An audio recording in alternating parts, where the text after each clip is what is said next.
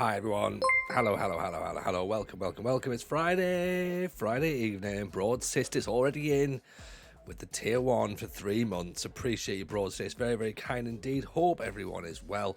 Obviously, there's football going on in real life, so obviously some people have got one eye on that. Some people have got one eye on this. That's completely cool. If you're just here for the football manager, that's cool as well.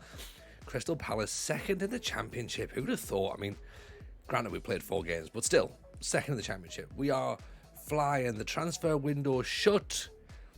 Paul Ward is not a Crystal Palace player.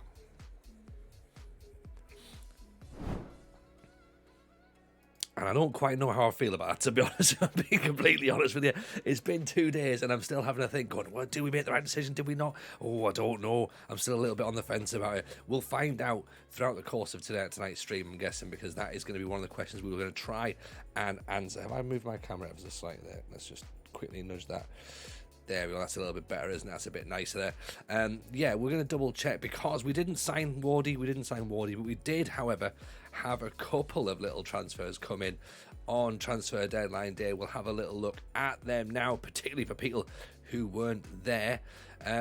This is what we did. So, transfers in. Now, we know about Angel, we know about Bikola, we know about Jancic, we know about Klozek, we know about Z, we know about Smara, we know about Ben Hall. That's quite a lot of players already. We know about Serra, Adeji, McBride, but these are of course the newbies. Damjanovic we know about, of course he's now becoming part of the first team squad, so he's potentially even becoming a first teamer because we've got a player out injured at the minute, so he's filling in there.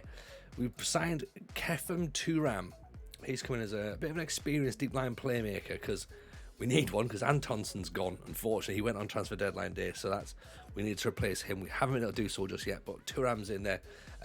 He rated very highly for Nottingham Forest last season, so we're quite happy to get him in, even if it's just for 1 year. 34 years old, bit of experience, 6'4", so hopefully he can do something quite handy. We've brought this lad in, Lars Skutelis. He's coming on loan from Manchester City. 6 foot tall Swedish striker, 16 for finishing, 20 for determination, off the ball of 14, anticipation of 14.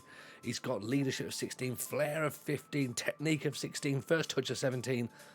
We're hoping for goals. Look at that potential there, 4.5-star potential for Lars Skutelis.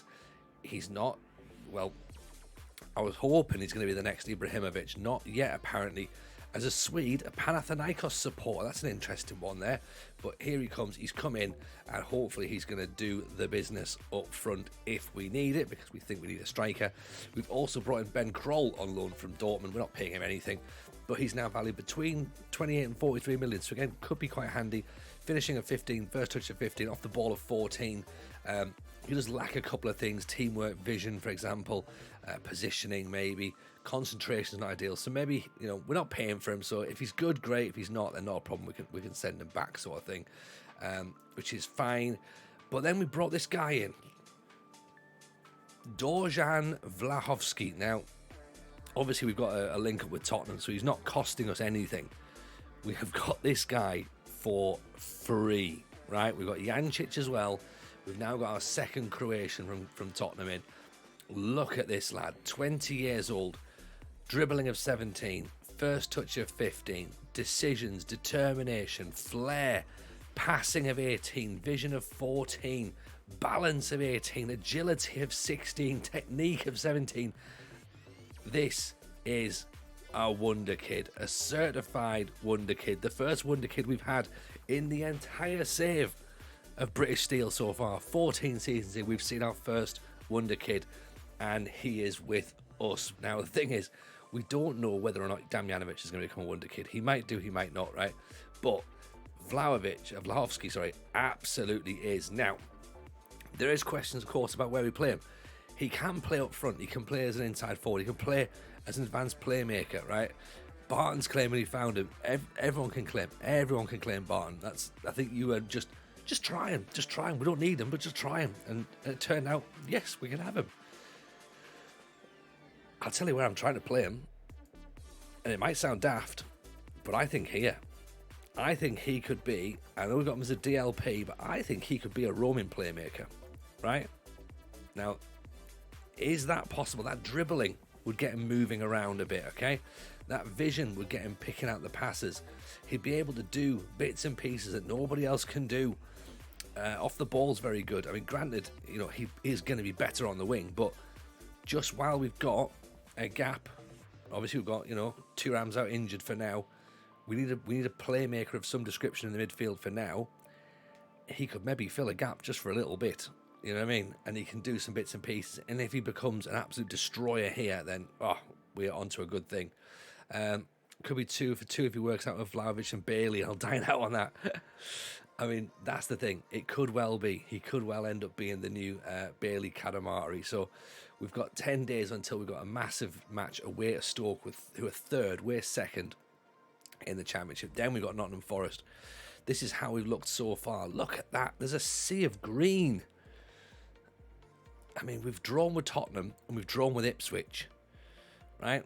That's the only points we've dropped. And Tottenham, of course, was a friendly, but we can relive that rivalry here in the third round of the Carabao Cup, where we have to travel to the Tottenham Stadium and go again in the third round. So Stoke, then Forest, then Walsall, Tottenham, Burnley, Luton, Blackburn, Watford, Everton, Preston.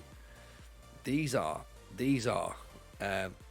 winnable games, I reckon, to be honest. Evening, Inky, how are you, buddy? Welcome in. How do we get the pick of Mike Ashley removed from Discord? I can't. No. Moderators and Discord owners can only have privileges for that. So I think they're probably going to be fine with it, I imagine. This is Luke Young that we looked at. We thought about him, but then it was like, do we spend £185 million or whatever it was, or 85 grand a week on his wages? We didn't know at the time, but now maybe he was the guy. Is he going to be the guy? Don't know. He's going to be a great striker though, but he hasn't really scored many goals. That's the problem. 19 and 96, not many. Leclosian, don't underestimate Stoke. That's true, actually. That's true. We shouldn't really underestimate Stoke, to be honest. Naga's happy that we can stay for now. Good. Nice work, Naga. Luton have knocked out Chelsea on penalties in the Carabao Cup. Oh, excellent. So there's one team down already. We can maybe do that. A15, lose Vlahovsky's attacking skills and attacking areas of the park. Yeah, that probably makes sense. But I'm just thinking, if he's good, then he surely should be able to fit anywhere at the minute. So we might have to use him in some positions that we maybe don't necessarily think about all the time. But we will see.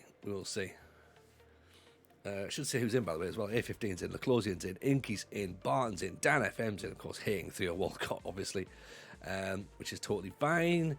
Raggio's, of course, here. Kaney's here. Fat Nigel's here. Broadsist, Fat Nigel, however, lurking, not much fun, is still nurturing last weekend's lurgy. Sorry to hear that, Nigel. Sorry to hear that things aren't good for you. You're still a bit under the weather. Hopefully you'll get better soon. Obviously, Wilco's in. Czar's in as well. Czar shouting up the fucking Eagles. Absolutely. Up the Eagles, indeed. But yes, this is where we are. Hello, Ian. First time chatting in. Nice to see you. Hope you're well. Pleasure to have you here. Come and hang about. Chill out with us. Drop a follow if you haven't already done so. We're 14 seasons into the British Steel Challenge now, which of course is the plan being we're going to hopefully try and win everything in England, Scotland, Wales and Northern Ireland. This journey has led us through all the channels so far. So we started at Banbridge in Northern Ireland, then we went to Portadown in Northern Ireland. Bearded Child is in with 3 months. Appreciate you, Bearded Child. Very, very kind for the sub. Appreciate the support as always. As I say, we started at Banbridge, we went to Portadown, we went to Dungannon, went to Linfield, then we left Northern Ireland, then we came to Oxford in the Vanarama National League at the time. We got them promoted, won a title with them, got them into League One, left after 3.5 seasons, went to East Fife for a year, and that wasn't great, to be honest. Then we moved to Huddersfield, got them promoted after 18 months, and now we are at Crystal Palace in the Championship. So that's the journey so far. Palace, of course, we want to try and get into the Premier League. That's what we're going to try and do with Palace now. And then, of course, we've got the big decision of, do we stay with Palace? Do we attack the Premiership, or do we go to Wales? Cash in and go to Wales and try and get everything. Palace owners are the best kit in the English leagues this season. The kits are brilliant this year for Palace, to be honest. I like the sort of like almost crayon style effect of having it coloured in, which is lovely, to be honest. So yeah, good work for Palace. Very, very good work. Home kit looked weird at first, but it's grown on me. I agree. I think it's slightly non-traditional. I think in the fact that you want, but then it's like, what can you do with stripes? Everyone always says, what can you do with stripes? You can do that, and at first you're right, it looks a bit, oh, that's weird. But then you go, actually, that's pretty cool. And then you look at how they've kept it going on the other two kits as well, and you're like, yeah, that's pretty swish. Like, stick with that. I mean, as a club, we've got pretty good setup as well. Decent training facilities, decent youth facilities, youth recruitment, junior coaching, all very, very good. We've still got £31 million worth of transfer budget as well for January, so just keep that in your mind that maybe we can go big spending in January if we have to. Inky, if they attempted that with us at first, we'd be furious, but probably end up liking it. Yeah, that's true. There's definitely ways of doing it, I think, isn't it? I mean, because Juve did something relatively similar, didn't they, with their kit? Was it last year or this year? Maybe that's not quite stripes, is it? There's a little bit of effect on the black stripe, I think, at Juventus. So, and of course, the Barcelona have had all kind of different changes and stuff, but the designer's kid had scribbled all over it. Definitely grows on you. You know what? It probably was that, Raggio. They probably just went, oh, you've ruined it. Oh, fine, we'll stick it in. I've got to submit something today. And then all of a sudden, it's like, there you go. Right, oh, cool, right there. Yeah, we're going to pick that. Thank you. We're going to pick it. Good. What's the most you ever spent on a player in any version of FM? I think it's about 75 million, the closing. And you know what? It's not even on a recent one. It's worse because I think it was in the Blythe Spartans save. And I remember we were like, what did we get to? 50 seasons on that game. So it might have been about sort of 45 seasons or something like that into the save. And we bought a player from Inter Milan, and I'd looked at him for a while, and I eventually plucked up the courage to spend the money because I was like, we need this guy in. We need this guy. Excuse me. And the problem was, when he turned up, he wasn't the guy. He didn't. I don't know whether he turned up with too much. Maybe felt like he had too much pressure on himself, or he was just like the wrong fit. But it was one of those like really frustrating things where you spent all that money and you're just not getting the return. Which it happens in football. Sadly, it does happen in football. Football is littered with examples like that. So, yeah, not surprising, but disappointing, I think. I've not done it since. I've certainly not spent that kind of money since. So we shall maybe there's a lesson to learn from that, I think, isn't it? So I'm going to try Vlahovsky in this Roman playmaker role at this point. We can bring Thuram in if needs be to sort of like switch things around. Damjanovic is playing as an inverted winger, which I think quite suits him. Because he can obviously cut inside and then do blasties from outside. McBride's hanging in on the right hand side so far. Battaglia has had a couple of goals, to be honest. Moussa Dembele, 45 million in FM19 for Bolton. That's a hell of a signing, to be honest, in that sort of environment. So, fantastic. Let's give Vlahovsky number 6, actually. 21 Blasties match of the day. Comms team signing him up. I think they should, to be honest. You know what I mean? Like, right, absolute Blasties. Too close. In the face. Just splashed out at Stoke on my record signing in 21 seasons. £7 million for a Croatian. See, we love a Croatian over here, don't we? We love a bit of Balkans. Maybe that's next year. Next year could be the Balkans trip. We can all get our Croatians on the go. And Stoke are a good side, closing. They're a very, very good side, don't get me wrong. This is a big match. Third place plays second. This early in the season. Who would have thought it? But we've been playing very, very well. Very well. So it's interesting to see how we're going to measure up against Stoke. I think there's a comment about the sponsor potentially hinting that we go back to Scotland next year because they've got Cinch on the front of the shirts, haven't they, Palace? So maybe that's the one. We do have some sort of retribution in Scotland will be needed, I think.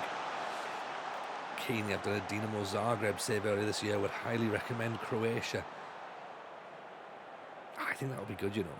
I do think. I know the more we spoke about it a little bit in Discord and stuff, I think it would be pretty fun doing the Balkans. It might not be great for channel growth, but for us, like, you know, for all the OGs and that, everyone who's here now, like, we'd have a great time, right? We'd all enjoy it. We quite like being in Macedonia. That's right. Maybe we'd have to put like Greece and Turkey in, possibly class them up, because they are technically classed as Balkans, aren't they? Oh, that was close. That wasn't quite what we hoped for. That is Caleb.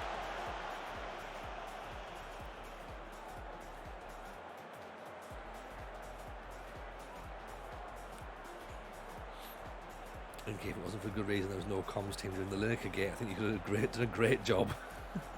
Probably could have done, to be honest. By the way, can you tell I fucking hate the Premier League? Yeah, I'd have told them as well. That's the problem. I think that's probably part of the reason I haven't had the job. Only part. There's like loads of other reasons, but that's definitely one of the reasons, I reckon. Caleb gives the ball away again. I think we're maybe take passing the space off, because we are giving the ball away a wee bit, aren't we? Or maybe slow the tempo down a little bit. Even Jan United, welcome in. That's another ball given away. I wonder whether we're struggling a bit under the expectations here.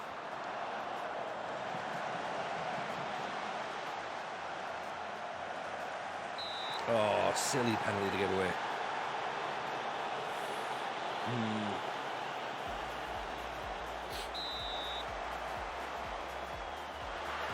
1-0. He's a good player, this Haynes guy, though. Ring on it, it's called not cold raining and bending. I think it's just a default in it. It probably is cold. It's not Wednesday night, so this is the is it Wednesday night? I don't know.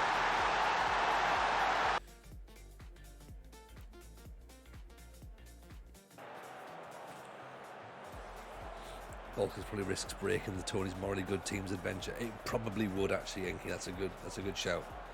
And quite a few issues afoot. Oh, here's McBride. Doesn't do it. Doesn't go down. Stands up. Ajay. Corner.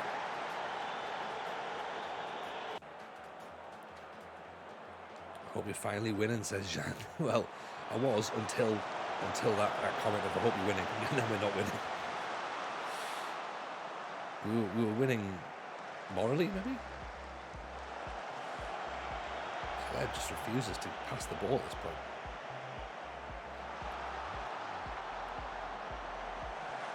We are playing dirty 4-2-3-1, so we are sort of getting our just desserts.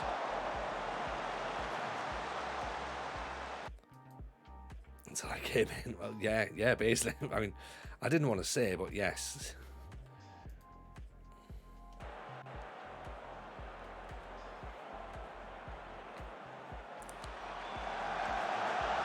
Football's happened. Arsenal cake the bed. Is it 3-1 now, is it?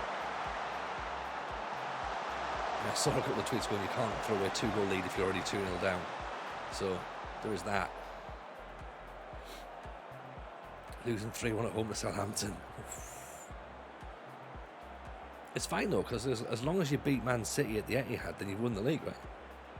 That should be fairly straightforward. Even Jay, how are you, buddy? Nice to have you in. Hope you're well.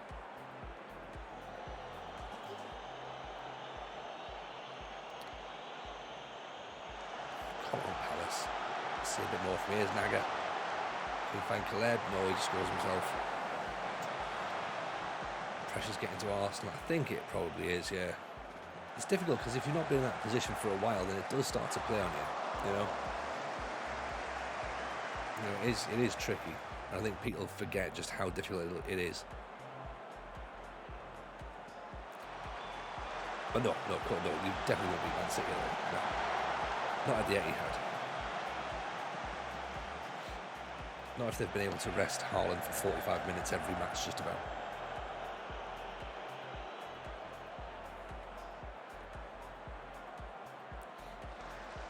But you're absolutely right. You're absolutely right, the closing. Yeah, this is when people would be kicking off going, oh, FM's nonsense, but it happens every single time, doesn't it? 2-0, Junior Adamu. Here's me saying, Crystal Palace are doing well. All of a sudden, not so much as well.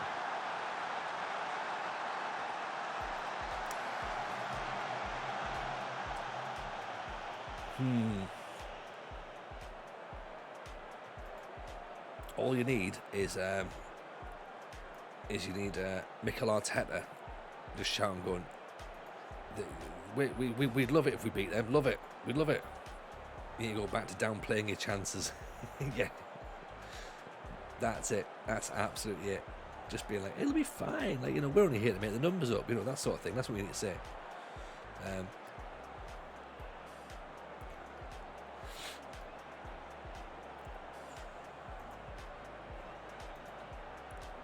Play for the clean sheet. Well, we were hoping for that, but unfortunately we're 2-0 down now, sadly. Let's change things up a smidge. We've got that's a good ball through. Should have been anyway. We've moved Vlahovsky out to the wing.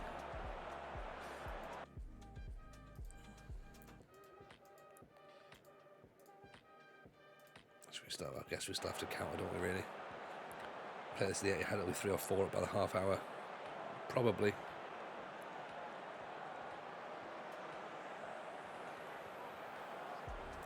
I'm more concerned about how we're playing it, yeah. Right, Naga's coming off now. Naga's coming off for Skutelis. Let's see what he can do.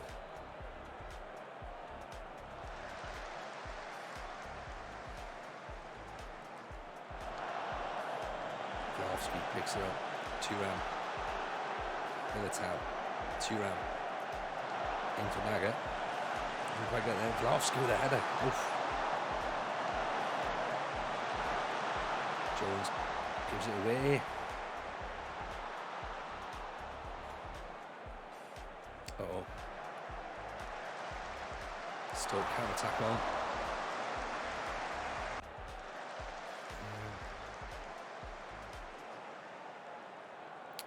Trying to work out which defender to be bringing off now. Vlahovsky off the bar. Tipped around. Yancic on.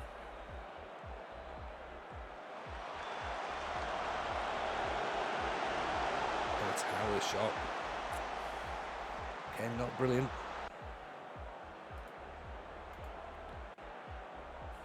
8 shots, 4 on target. Realistically, that's not dreadful. We've got 60% possession. XG is not good. That's where the issues are coming. We're not really creating decent chances. Where's the whiskey? I love football fans who just get a little bit over the top and it's like, everything's gone, it's ruined. I've never been in that position, so I can't really sympathise, but so I can't understand the emotion that you're in right now, Dan. But I guess it feels brutal.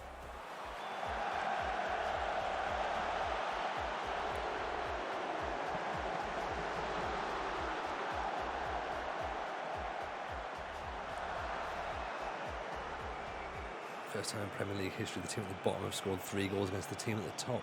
Is that... wow, what a stat that is.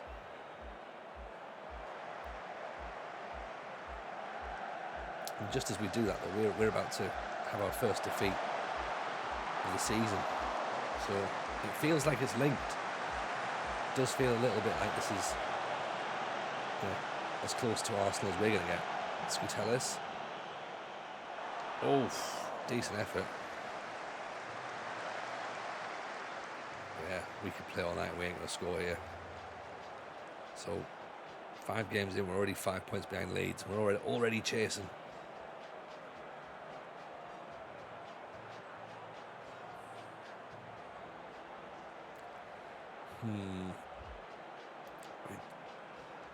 The thing is, we gave away a penalty in the first half. That was a bit shit. And then they scored a decent goal. It was a decent goal. Caught us out, too high line. Turn the computer off. Yeah, no one saw anything. No one saw anything at all. Yeah. That's a tough match. That's a very tough match.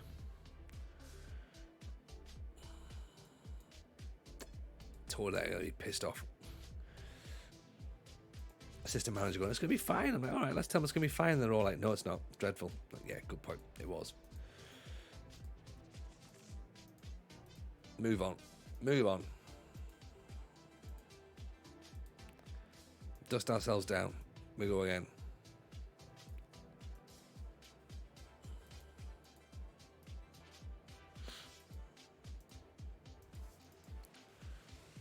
Palace with a touching Arsenal tribute there.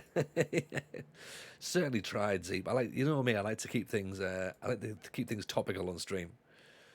So, how's the stream, Tony? Oh, we did exactly what the real life Premier League was going to do. We're never going to go unbeaten through the entire season. Yeah, exactly. Might as well get that defeat out of the way now, and then come back, and continue. That's what we need to do. Forest at home, Walsall away. They're the ones we get a defeat out of our system early doors. And go, right, now how do we respond to it? We'll learn more in defeat than we do in a victory. Remember.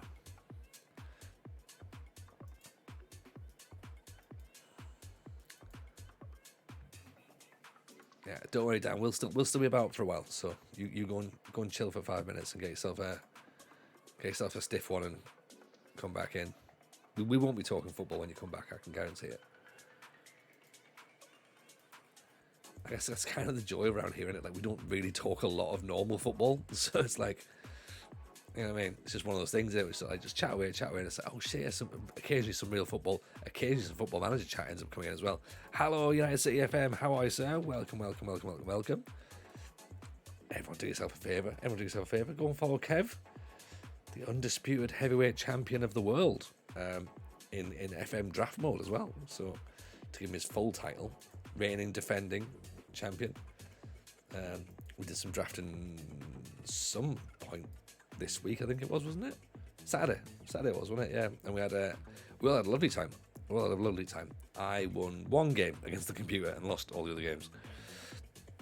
So it was very much me trying out a formation that I've never tried in draft mode before, and it sort of works if I actually had a striker, but I didn't have a striker at all who was any good. I had Ross Stewart, but I needed someone a little bit better than Ross Stewart, and I also needed a second striker as well. Kev had the strikers and the defenders and the midfielders and the tactics, and has the trophy. So congratulations to Kev. So there you go. Also as well, have a little listen to FMT as well, so you definitely need to do that. Get your ears on it. 15 minutes later, never know what can happen. Oh, the game's still playing. When people are kicking off and the game's still on. I mean, that's not like football fans, is it? Football fans aren't going to complain when there's still potential time to go in the game. No. Every single football fan stays, watches the entire of the match, and then goes, well, now I'm going to leave. No one in the history of football has ever left early for a match and regretted it. Ever. Well, I, for one, have had enough. Okay, have you now? Good. Good luck with that one, then. Away you go.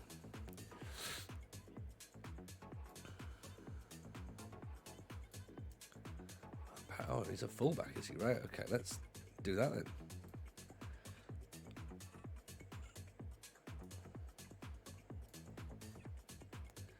You watched the full match last weekend, even when we went 3-0 down. Well, yeah. I mean, we've said before, Inky, if I was still a Villa fan, I would have laughed my back off at that result. But as it was, I did have a little chuckle to myself as well. Even though I'm not a Villa fan, I was just like, that's quite good actually. I quite like that. So yeah, it's one of those. Didn't realise how good Villa were doing until I watched it. Yeah, they're doing very well actually, which is a shame. Now they've got this new horrible betting club sponsor for next season. So again, I'm back out again. So it's a shame. A lot of people regretted leaving the Aguero match early. Well, that's the one in it. No one's going to mention that they did, isn't it, Nigel? Everyone's going to be like, oh, no, I absolutely stayed to the end. Of course, I always stay at the end.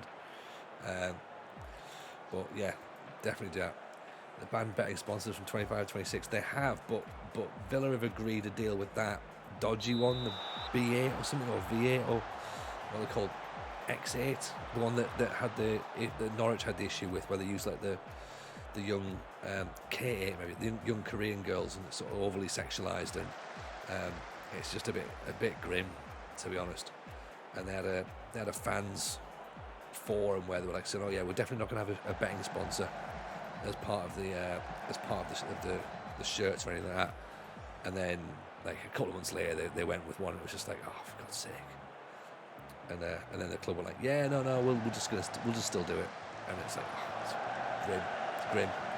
So for everything that they were starting to do right, it's just another step backwards again. So yeah, no good.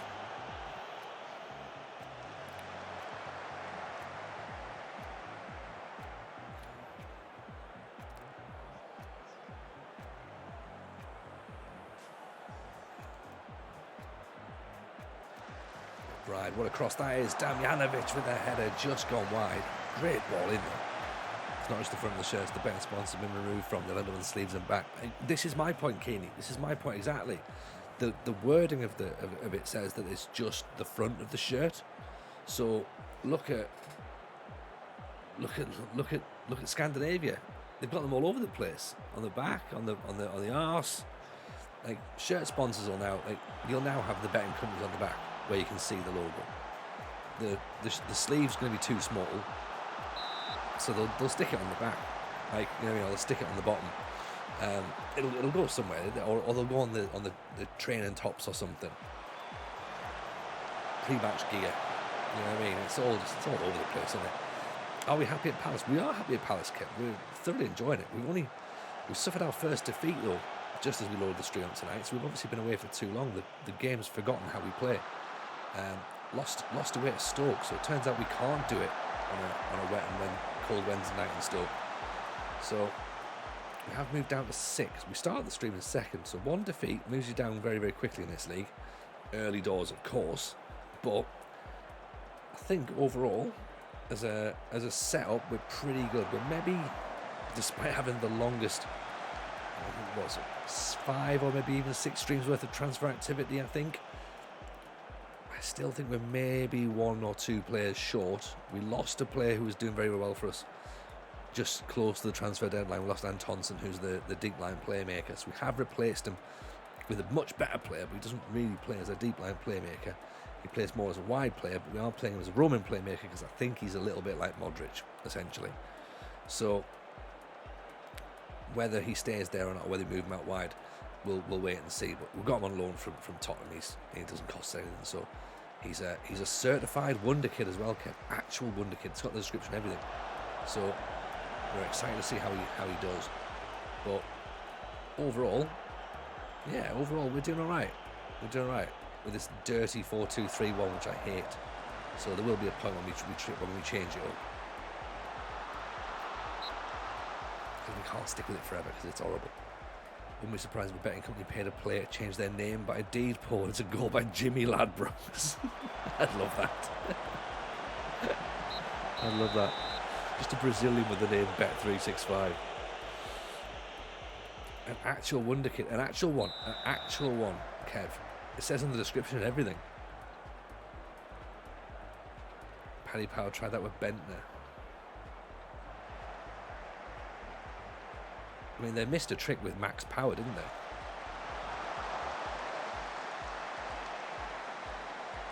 You see the stat of 36 of 72 EFL clubs have changed or sacked their manager this season.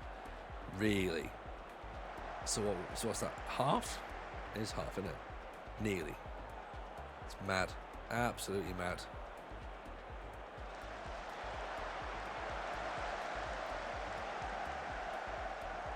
Glavsky, great ball through. McBride. Oh, Skutelis as well.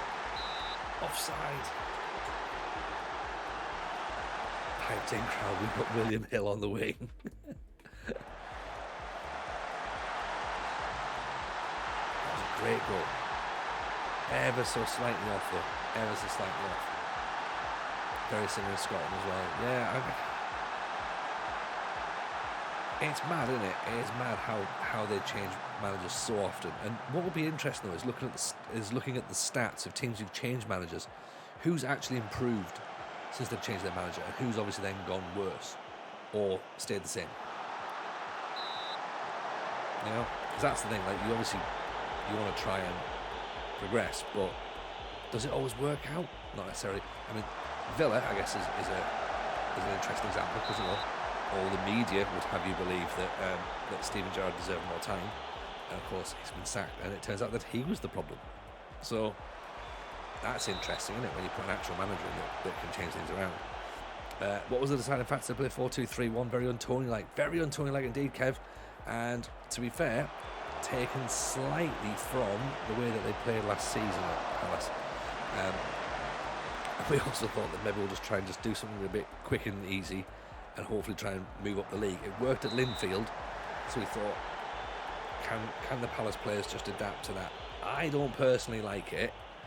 I think that we might need to tweak it again and do something a bit different. But maybe a 4-3-3 possibly. I just think that we're not. I just don't like 4-2-3-1.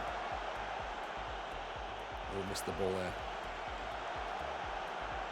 Like, I understand it works. I understand it's definitely got a place in football, and you know, and it is very effective, and it does create balance. But I don't know. I think I've seen too many people use it too easy. So I kind of want it to be like a little bit different. I'd love to be able to get to have like a 3-defender system working, like 3-5-2, which we might try. See how that one comes out, but we'll see. I guess it depends upon the players, doesn't it, really, as to what we've got. And at the minute, the players that we've brought in will still work in this 4-2-3-1. They could work in a 4-3-3. They could work in a 4-4-2. Great ball there. Damjanovic picks it up. Jones, he's never going to score. That's an absolute waste of a shot there. I actually forgot to do anything with the team, to be honest. I've just been sat watching the match go through going, oh, this is not happening, is it?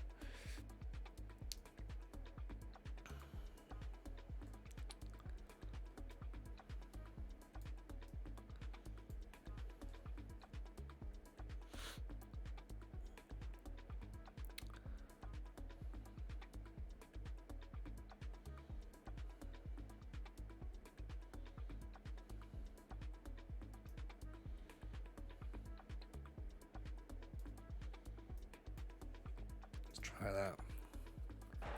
Gerrard is wanted by Forest's feeder team. Or the Olympiacos. Who's Forest feeder team?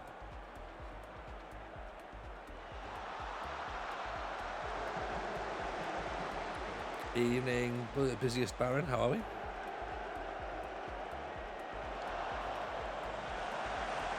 Bride. Puts a cross in. Vlahovsky. There's our wonder kid.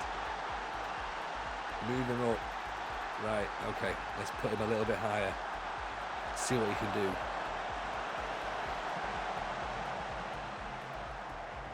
He scores a goal. Dodgy keeping. A little bit of dodgy goalkeeping, to be honest. We'll take that. We've not been at the races here. 14 shots, 4 on target. Wasteful. Very, very wasteful up front.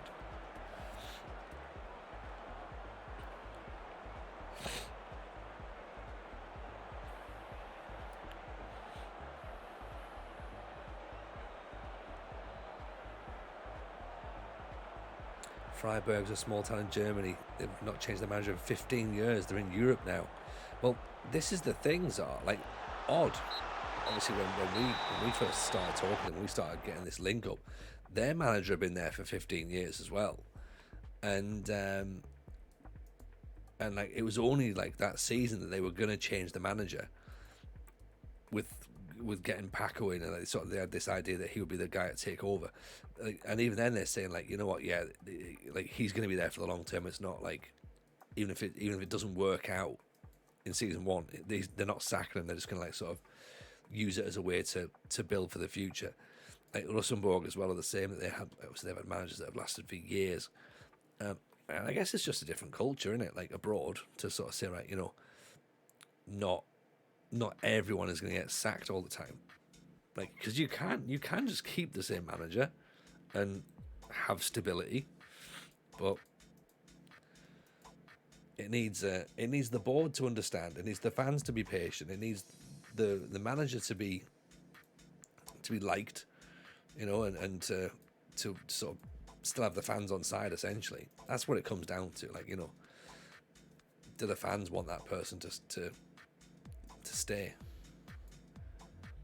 Schalke have had 21 managers during that time. Yeah. Watford have had 7,000, which is 7,001 now. They've just changed again.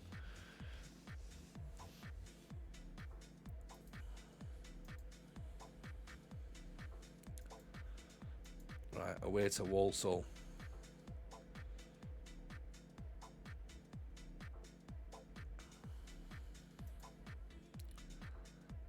Let's rest Militao. Let's change things up, and let's put him in there. Let's go back to the DLP. Let's play Vlahovsky behind the strikers.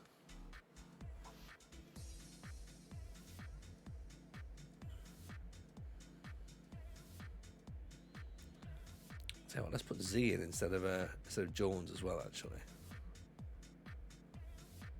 let's see how that works. Mate's a ref. He's not even allowed to bet on the horses.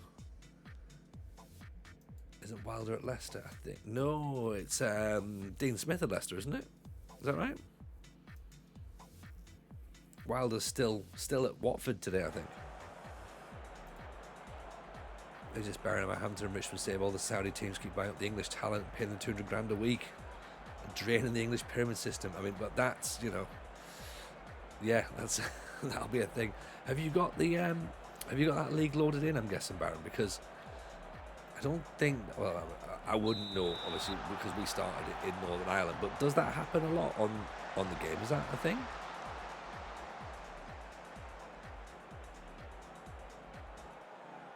No, I'm not talking about them at all.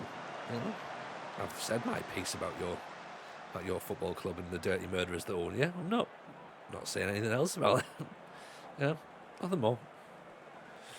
Don't know why a manager would take the Watford job other than the paycheck. Well, this is the thing, Jay. Like, whenever they talk to a manager, there must be a thing.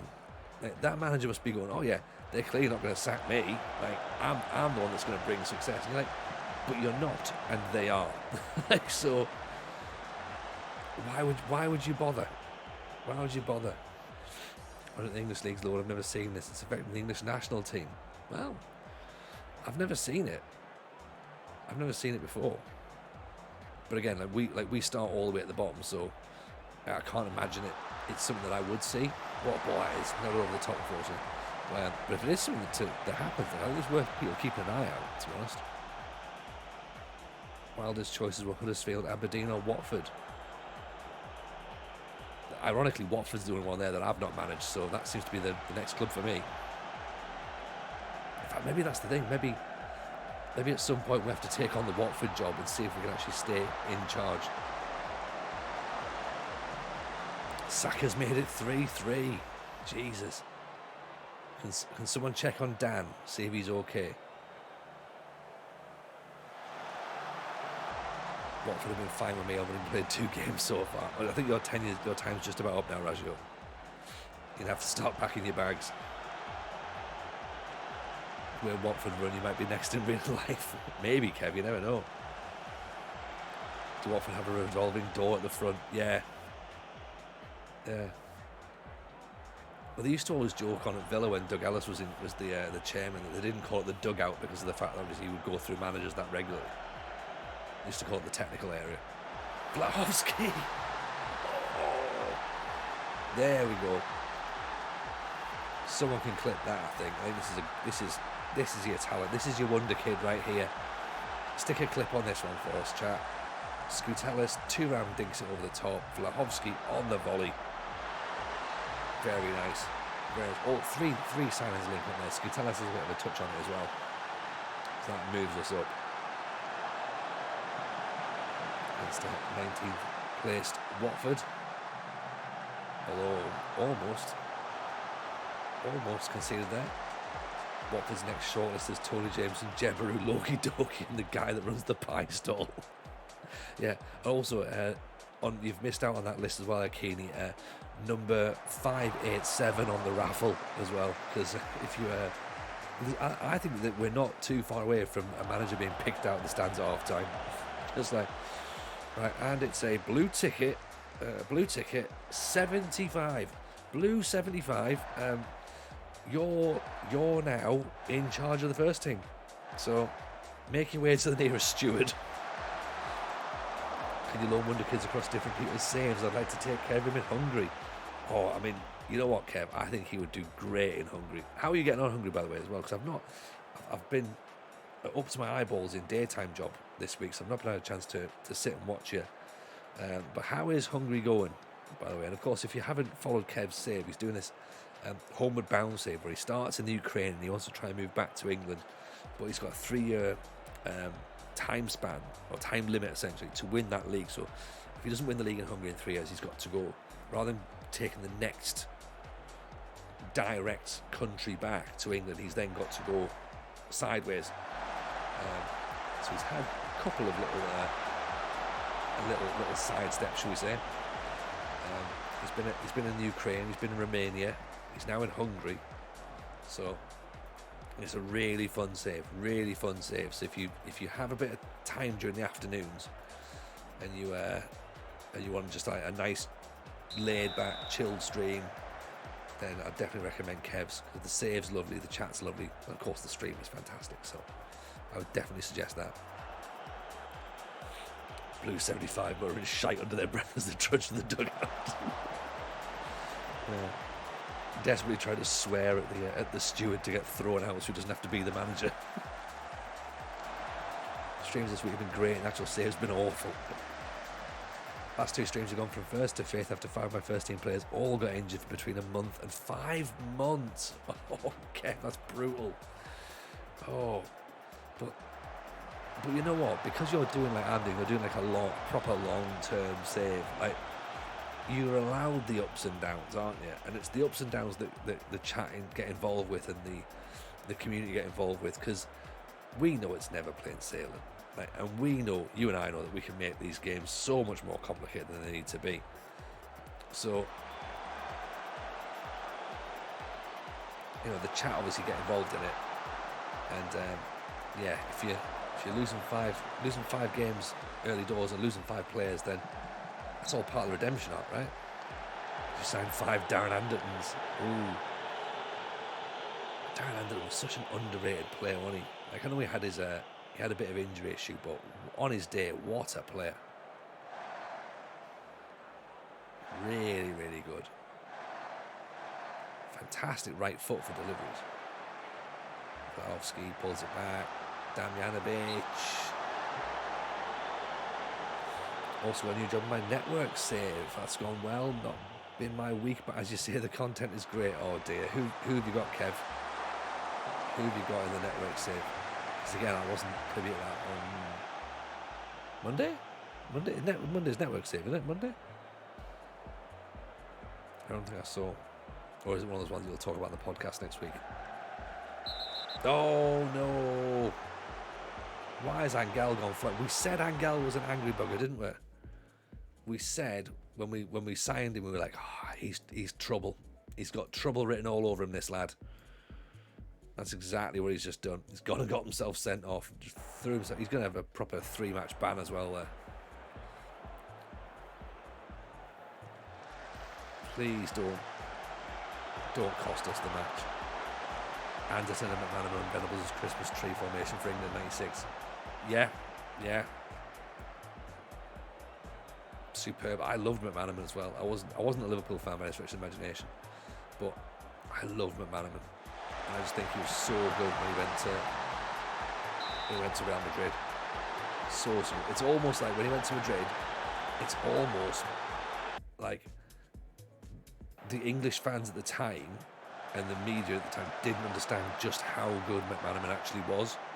And they're like, why is he got why Real Madrid paying him 50 grand a week? It's just Steve McManaman. And then he went to Real Madrid and it was just class, and it was like, oh, that might be why. It's like, yeah, because he's mint. That's why. Because he's really, really mint.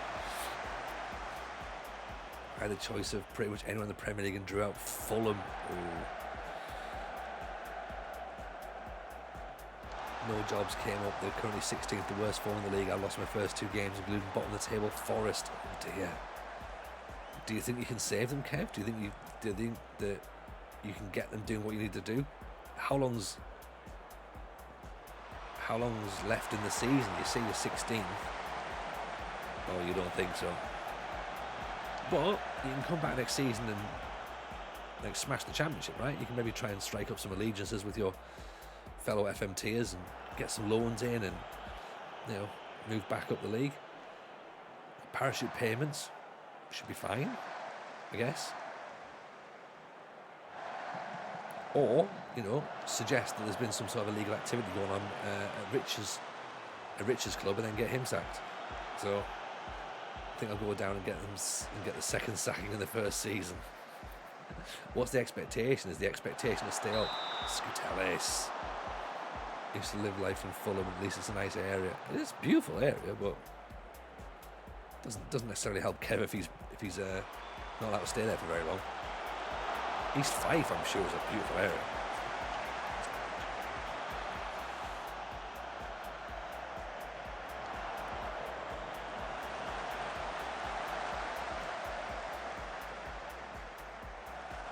It's relatively commutable from Brighton, I suppose. You got that. And Madam gets a raw deal. He was the first of the English players to leave on the Bosman. Yeah, exactly. It's a lovely area to walk to the job centre. Walk over to Chelsea, it's a 15-minute walk. Yeah. There's usually a job going there, isn't there? Bride dinks it through. Scutellis. Oh, off the post.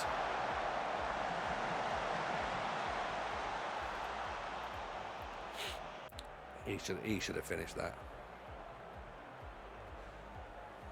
I mean, we've got lucky, I think. I say we've got lucky. The game's not even over yet.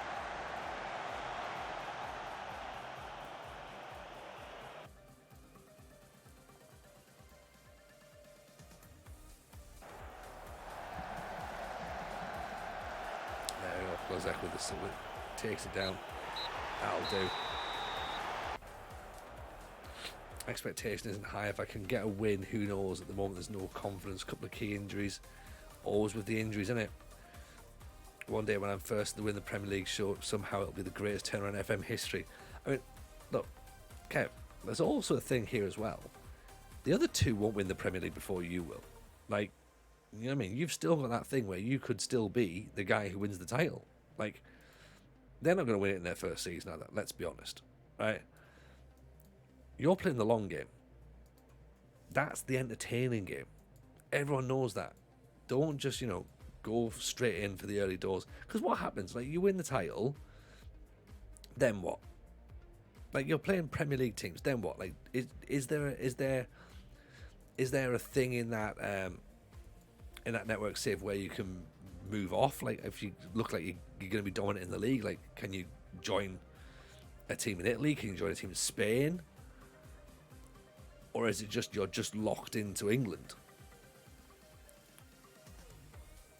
You know, what if Germany comes calling? Like, do you have another league load where it's like all of a sudden, like, you know, Bayern Munich are flashing an ankle at you or something? And it's like, okay, let's see what we can do now, shall we?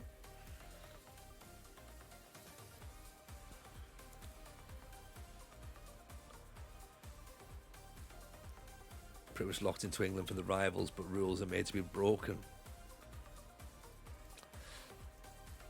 There we go. This is what I like. Kev's already starting to turn, just going like, you know what? Yeah, I've got this one. Oh yeah, flashing ankles. That's what they do. The Bavarians are known for a bit of ankle flashing, aren't they? Like, what do you think here? That's what Oktoberfest was built on. Oktoberfest was basically just an international ankle flashing convention that just got a bit out of hand. That's why everyone got proper bevied up. It's like, whoa, look at them ankles. Yeah. So like oompa bands, it's like oompa, oompa, oompa, oompa, and it's like oompy, oompy, and then like so your legs, it's constantly like, getting your legs up and down, and then you see a bit more ankle, and you're like, oh, mucky Germans. Right, time to start. You say being Liverpool killed the fun. I told you, Barton. It's boring, isn't it? It's boring. Finished 3-3. Arsenal 5 points ahead, having played 2 games more. Oh, love that. Here's our wonder kid, Kev. You've not seen him, have you? Here's our guy, Vlahovsky. There he is, 20 years old. That's the guy. Bavaria is more like Austria than Germany, by the way. I mean, look, yes, okay, fair enough, right? Everyone's gonna try and pick faults with actual where places actually are. We haven't got a 6'7" striker yet. We should get one though, shouldn't we? We have tried to get a couple of big strikers, but stop bragging, be a wonder kid. Hey, he scored 2 goals now. He's not, and he's also not my wonder kid. He's somebody else's wonder kid. That's the problem. You know, I tried to buy a 6'7". I tried to buy a 6'7" right back, but he went on loan to somewhere else, so we missed out on him, sadly. So yeah, so I can't lay claim to the wonder kid at this point, because in fairness, I probably wouldn't have gone for him unless it was, you know, we will of course give credit to the chat for suggesting that, you know, just have an ask, just try. You might as well. Okay, fair enough. We'll try. Just as we might as well. And then all of a sudden, then that's what happened. So yeah. So I can't take the credit for it. I can't take the credit, and I won't take the credit.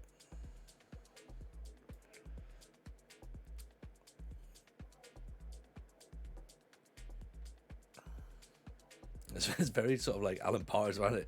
Are you trying to upstage him with a snazzy jumper? Lynn, stop talking about that. Stop talking about Benjamin Netanyahu. You're never going to meet him. Tony, stop talking about your wonder kid. Kev's got hospitalised Fulham team and you're showing all the Eagles wonder kids. Yeah, all one of them. Yeah. This is what you could have won.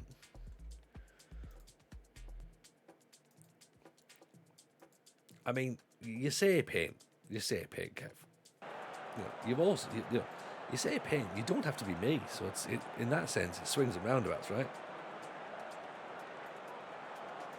Here we go then, big game away at Tottenham, Carabao Cup. We drew with them in a friendly, so I mean, pretty much as good as Tottenham, right? We're not allowed to play their youngsters because they're scared that if we use them, then of course we'll beat them. So I think if we can keep the score down to less than 5, I'll be happy.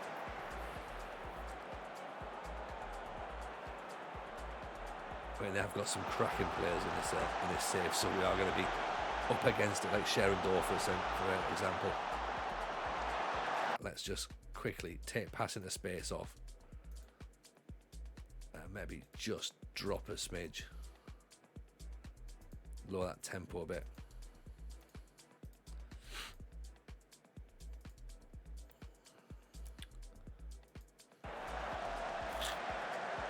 Mrs. J will be very happy I'm not you, I'm certain. You say that, I don't think Mrs. J would mind, to be honest. I think she'll be fine with it. Truly sure you're as good as Spurs, you're going to have to Spurs this game up good and proper. To beat Spurs, you must become Spurs. But to become Spurs would be to beat myself. Exactly. Naga, Caleb. Oh. Doing a local team in tier 10, see how far I can take them. Who's your local team, Bart? Would that be Sheffield United? Sheffield FC, sorry.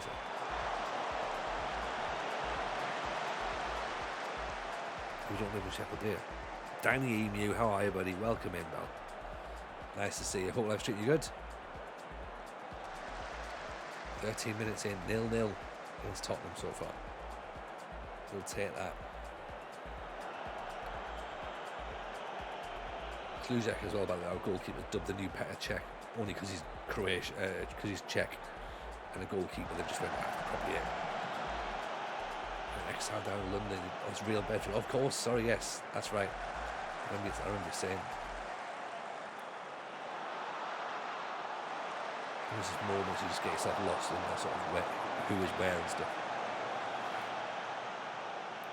Doing good, mate. I was ready to start streaming after I saw my head out. Nice, good. Yeah, you need to just if your head's not in it, it's definitely not worth doing it, because it can be a bit frustrating. You know, so definitely look after yourself first. That's the main thing to do. Down and then when you're back fighting fit, get yourself back on the camera, mate. McBride. That's in. Oh, Caleb over the top. Damjanovic is down injured as well. That's not ideal. Naga with the cross. Free kicks coming in. Headed away. Sharon Door. There's loads of space there.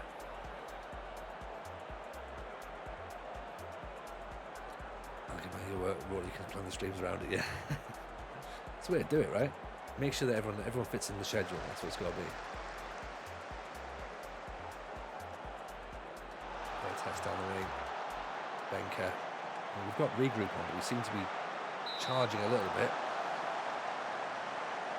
Corner, 25 minutes. We've held on for now. Injury to Damiano. Trying to have a little look at see what he's got. Bride throwing himself in there. That's a bit dangerous as well, actually. Naga just running, waiting for the ball on the top, which never came. That's almost a penalty as well. Starting to lose a bit of discipline. Make the side a bit more disciplined naturally. Oh. You know, you just know that like something's going to win eventually. Trouble is, with no discipline now, it's like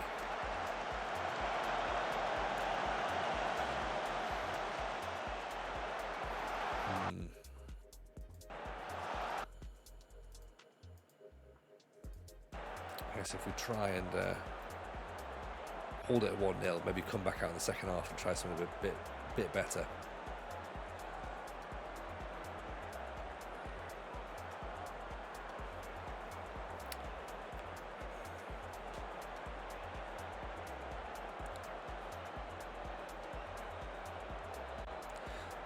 It's a tricky one because we don't want to be seen to say, right, you know, not winning the Carabao Cup isn't a concern, because it'd be nice to win it. We have to win it at some point. We're not going to win it with Palace, although they did get the semi-final last season, so you could suggest that,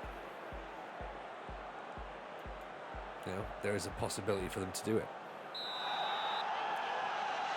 Checking down on it, just went straight through without even having a look. I'm just like, yeah, that's fine.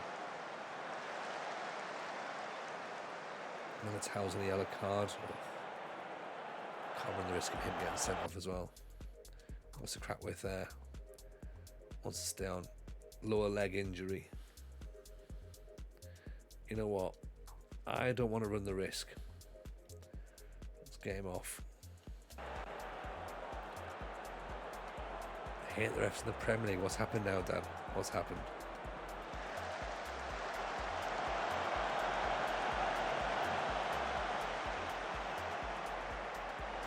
Is it the referees you hit or the multiple camera angles that we get? It can be a bit of both, right?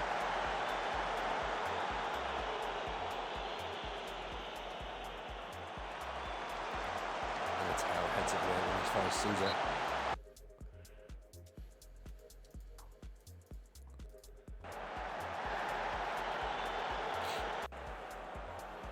Taking this robbed of 2 penalties. Ooh. Were they actual penalties, or were they like sort of close, or were they pretty much stuck on?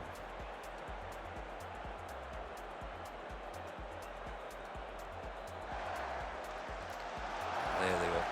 Now they're cut through. Oh, he's missed it.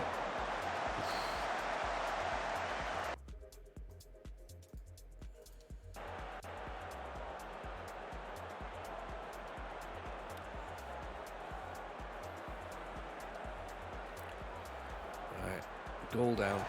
We've got to make a sub. More like barrel rolls. What that nailed on with it. That's how it is.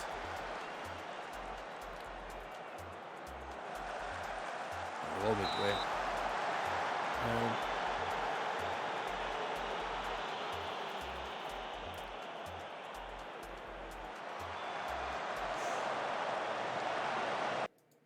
Got away. Right, you know what? Let's go back to positive. Militao's going to have to come off. Put Vismar on.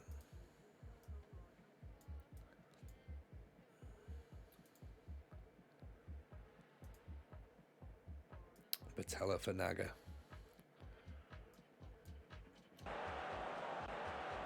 We'll try that. We might even put Caleb up front as well.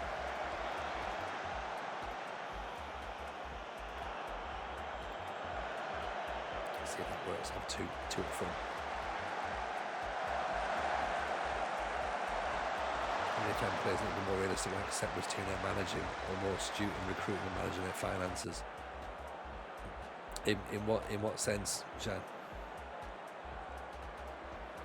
I'm close to playing my Bradford 4-2-3-1. Really? It's a fairly sort of like out of the box, but I need to tweak.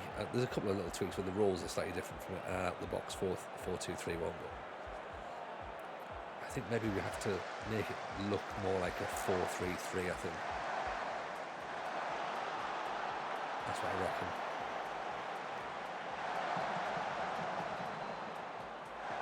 So we want to start. Obviously, we need to be more dominant in some games. So we'll look to try and see how we can work that. Turan gives the ball away. Smith, out to McBride. Bismara, nice ball. Caleb moves through. Patala, Turan. Decent effort, but well, it's decent chance create, I should say. Sorry. We're going to get close to. This is it, innit? They're going to hit us on the break. 2-0, all over. Sashetti, good save by Luzek. Let's go attacking, we might as well. We need to try and get an equaliser, don't we? Batalla. Nice ball through McBride. Oh, close.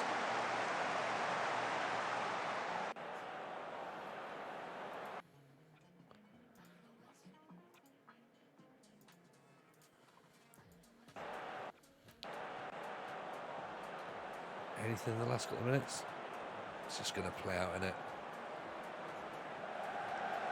Oh!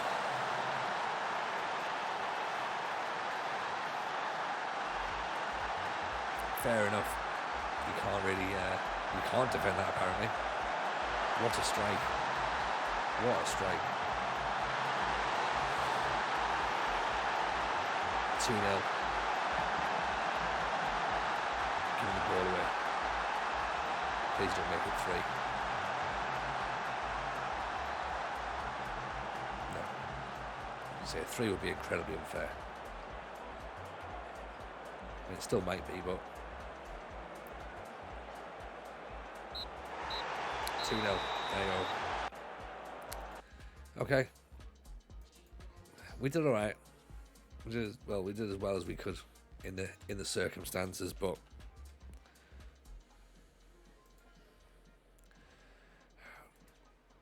already we have to quickly scrub a little trophy off the picture here. So let's just do that now. Carabao Cup gone. Save that. Studio mode. Change the picture over.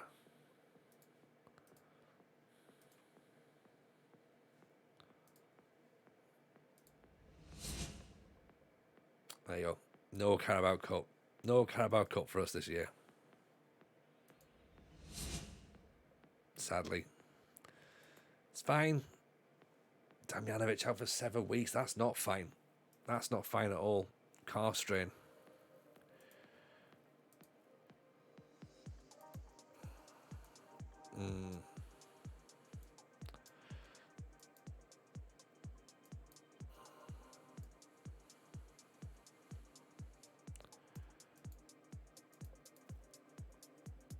Didn't want to win that cup anyway. We need the Pizza Cup. Exactly. So what we need to do really then is we need to get relegated with Crystal Palace, win the Pizza Cup, and then all of a sudden we're back in. Yeah, I mean, winning it in this league it doesn't really matter, to be honest. so much talent out there to be developed and trained. I know teams are different off the line, but it starts with praising individual trainers to be successful at any level. Yeah, what? So are you talking about in this game then, Zan? Like, players need to be more realistic and accept the teams they're managing. So, okay, so give me an example of what you mean, though, because, like, do you mean like sort of some managers are sort of like frustrated at the fact that they can't get the extra couple of percent that they want out of a player, and like it's a game? Is that what you mean, or do you mean like that you can do things like morale manager and like just sort of like praise a player and get a slightly better result out of them? Is that what you mean?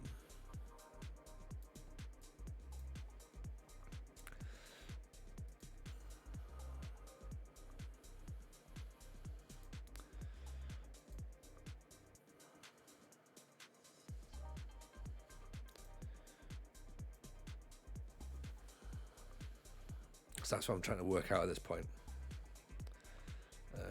Caleb's starting to tire, so let's put Vismara behind the strikers. Naga can stay up front. McBride's tiring, so let's put Vlikovsky out wide.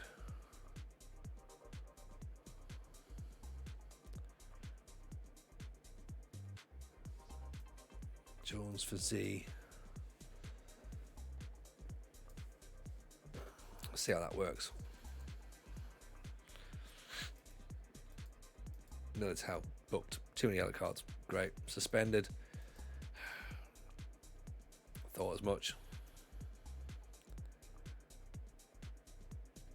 Vitalia is not going to Lagos. Nope. Stay where he is.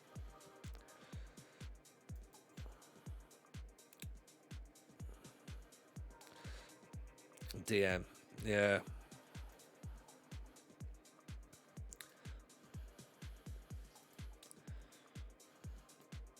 And then some DLP on support. So this is what I've got in terms of the 4-3-3. So I'm just thinking like out loud for other ideas, and like I sort of think it could work. Obviously, Vismara wouldn't be there. Like Vismara would go into this role here, but that wouldn't necessarily be Vismara. It might be Vlikovsky. It does mean that we have to try and find where Caleb goes at this point, like because maybe he goes out wide in his playmaker spot, but then we sort of lose McBride. So that again is another option for us. We can go 4-3-3, and it's a little bit better. I think it's a little bit more me, possibly. So that's an idea.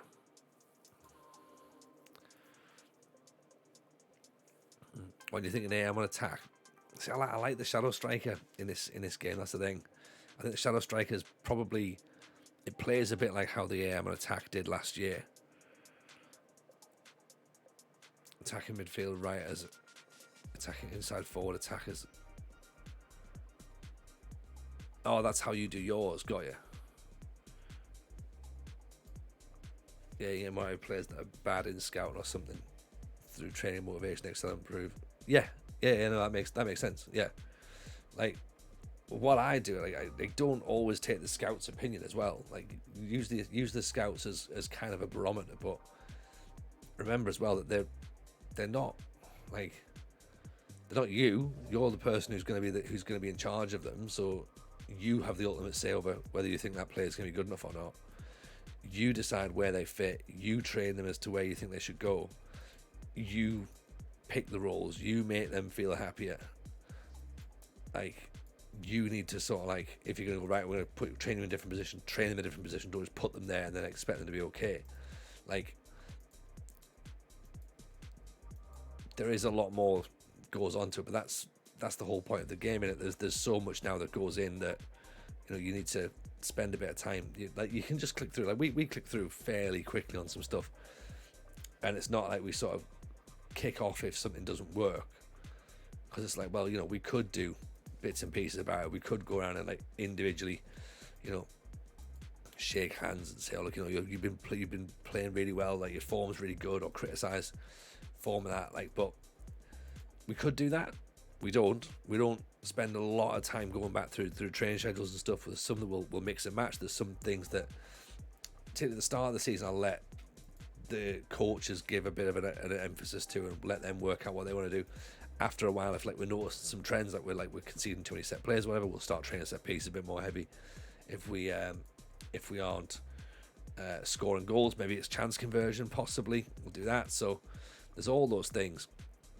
Mentoring as well. Yes, we've got mentoring groups on the go as well. So there's loads of stuff that you can do to essentially buy wins that that are there. So yeah, it's definitely so much more than just just management anymore these days. Game time as well. Game time is huge, and it's not even if it's not for players at your club, send them out on loan.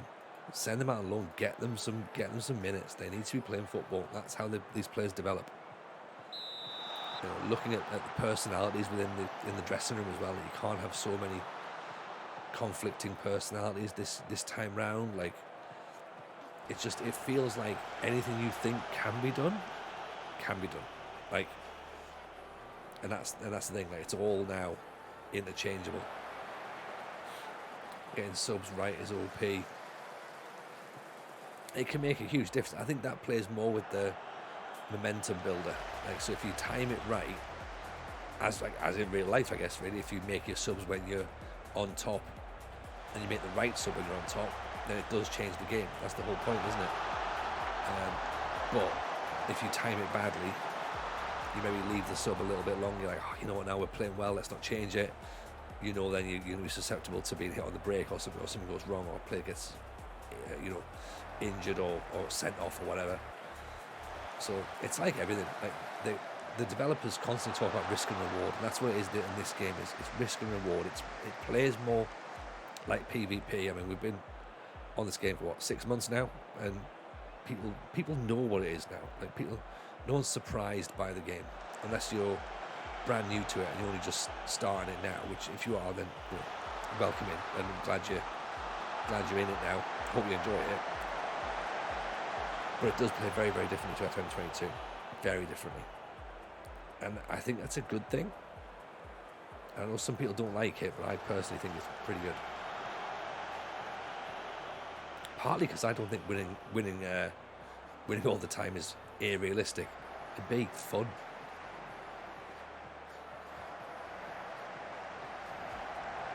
Basically, essentially you don't risk and don't want rewarded.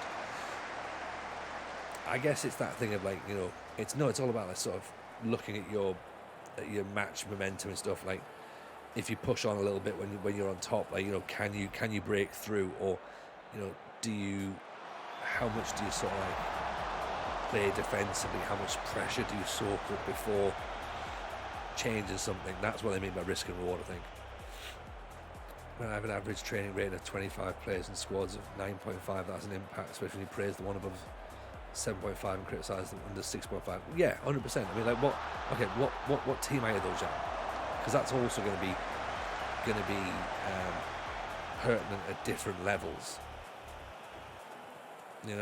It's pertinent at different levels. If your team are training at a high level, I'm presuming that you're an elite level side.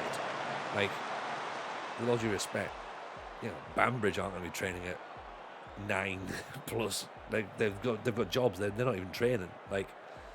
You've got to think of other things. What's your marginal gains and how do you get them? It is about process. Oh, great double save. How's that stayed out? Any level? I don't think that's true. I could be wrong, but I certainly remember at Banbridge we didn't even have training. We had we had one training session a week. We wouldn't have had 25 players. No one was training at 9 and above.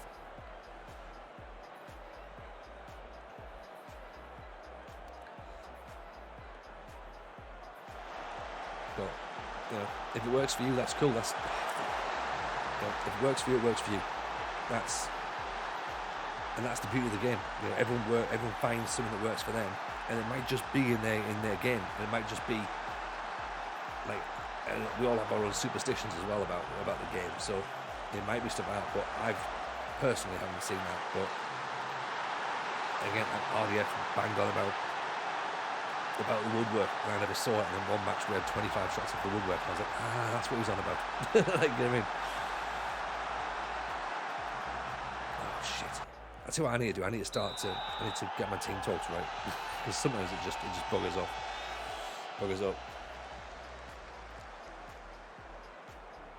Praising players all the time is tedious. Can't be bothered to do it now and then. The morale dip.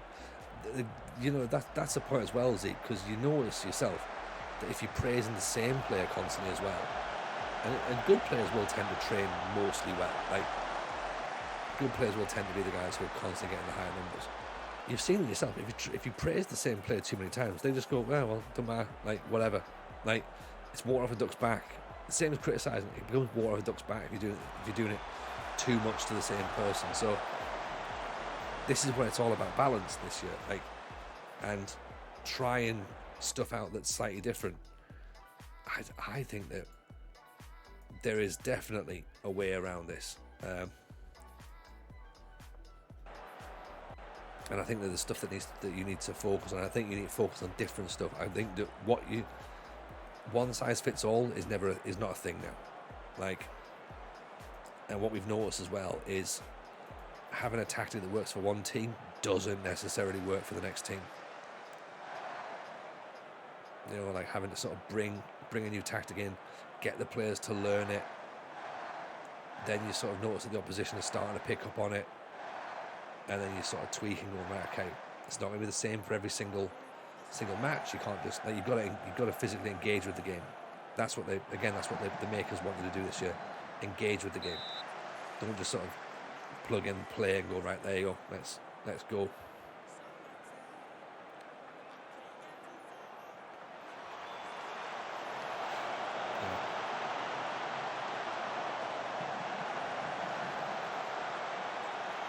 Too tedious, let me just go and do the games. Yeah, exactly. And that's the thing, like, you know, everyone else to their play how they want to play, isn't it, you know?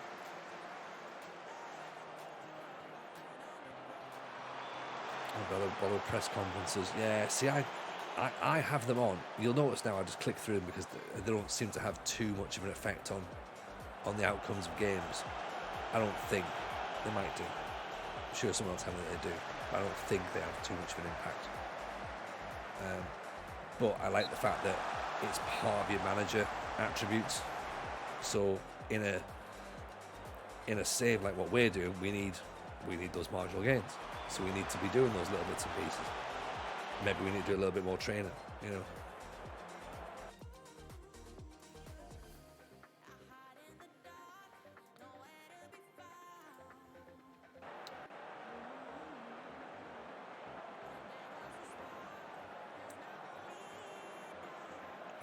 Caller's corner, whips in. No one's challenging. And it's Tau. Just great. Now we get caught on the break, apparently. Another corner. Here we go. The caller. Good bow. Even Gitos, how are you, buddy? Welcome in.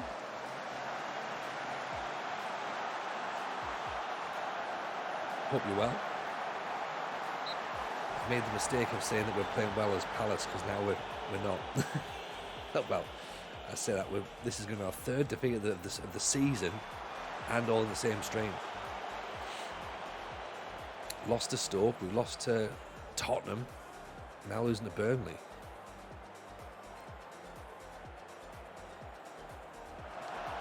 But it's fine. No, early season mix-up's fine.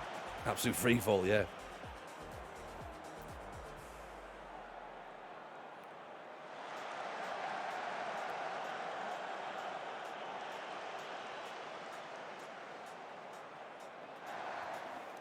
As a manager, you're in charge of what happens through press conferences and influential for the squad and the influential players in it.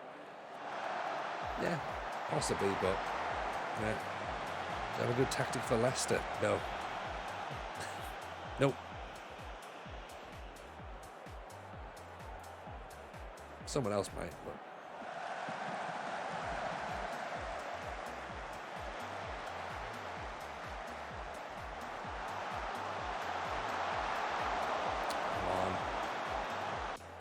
Dreadful.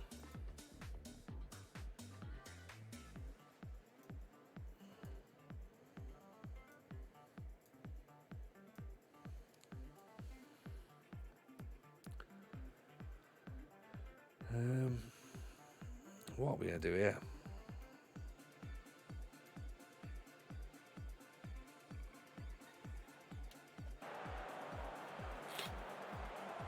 Here's the managerial responsibility to tell the assistant manager to take care of it. I mean, that's the thing as well, isn't it? You know, that's why you pay your assistants. If you've got a good one. Oh, great save. Kick the ball forward, score more goals in the opposition. Yeah, there you go. There's your team talk, right? Dreadful corner. I mean, look at this. We're 15 chances, 8 on target. Possession this time, we're actually not got as much of the ball. We're going to drop out of the playoffs mix at this point, at this rate. I'm only 2-0 down, I can feel it.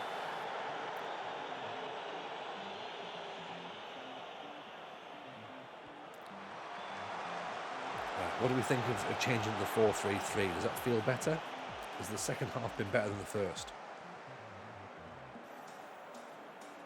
I know we're still 0-0, so we're still 1-0 down, so it doesn't really make any difference because we haven't scored, but I'm going to tower in with the tackle.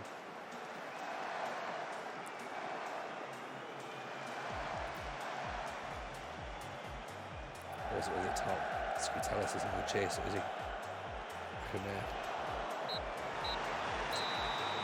Another defeat, sadly.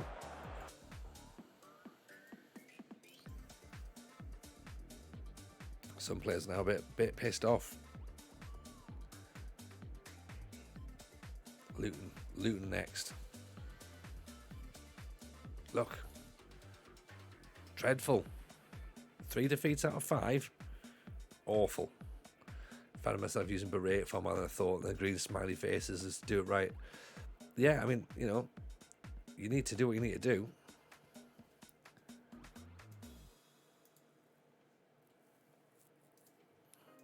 They need to be told. They just need to be told.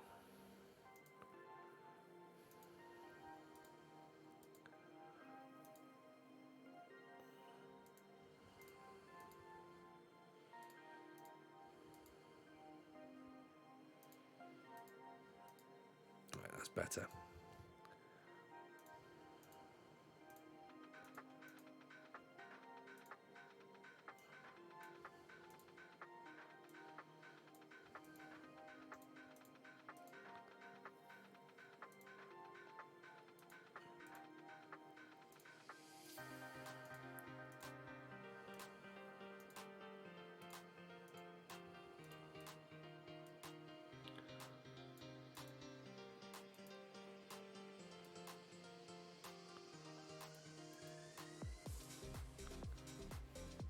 Right, that's better. Right, we'll try 4-3-3.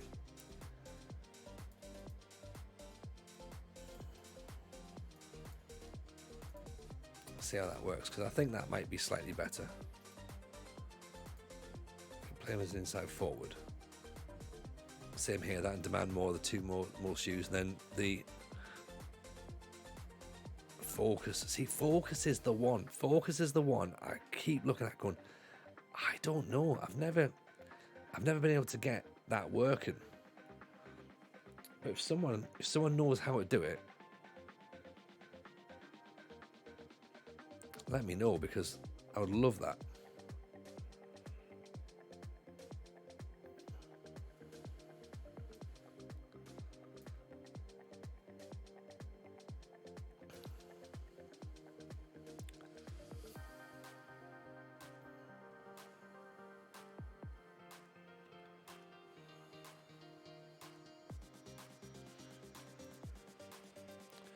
Change it to DM, I reckon. I don't like being told, but it seems to work. Okay, that works for me then. If they eventually understand it, that works.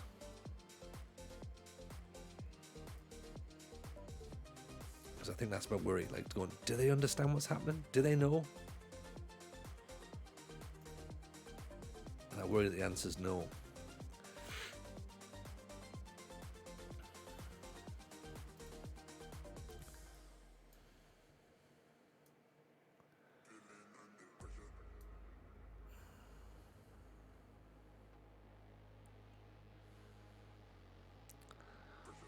I've tried focus. Ball playing defender for both DMs if you play out from the back. They're not good enough to do that. They're not good enough to do that. So play out from the back is just another way of slowing the player down.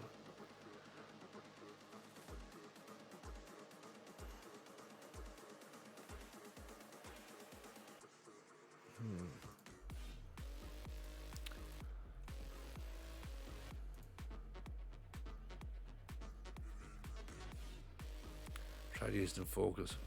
But yeah. No, you need a bit of a mixed as well. You can't just have them both the same. It's unbalanced. So he's an inside forward, so he goes there. So you need him to go there. That's what happens there. And if he's the fullback, technically I need him on support, really. So he stays there, and then the fullback goes up to the byline. That's, again, how you want. Technically, I should really have my DLP here, I guess. If we're being super picky.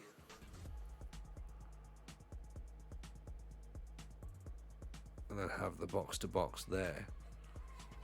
If I'm being super picky, because then it should be pass in there, then move around. But sometimes I think maybe you need a defensive player there. Battalion doesn't look like he fits there. McBride seems.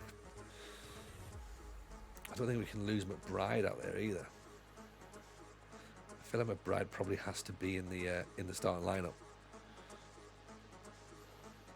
Yeah, I mean, yeah, this is the thing where we've literally just clicked on it now, so it's like there's no.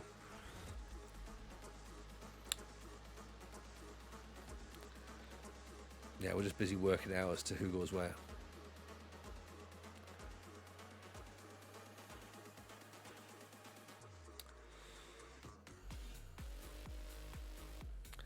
Batalia's a trek, isn't he? So we can actually have. So what, Battalia likes to be a trek, so he could go there. Vlahovsky could be the roaming playmaker here.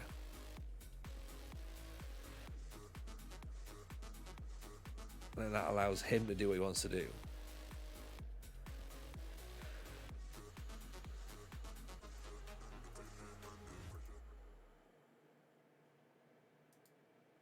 Could be the AP. I don't know how that's going to work, but that could be an option.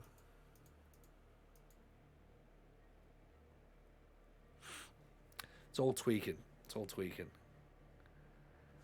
But I think 4-3-3 is a better setup than a 4-4-2. That's 4-2-3-1. Sorry.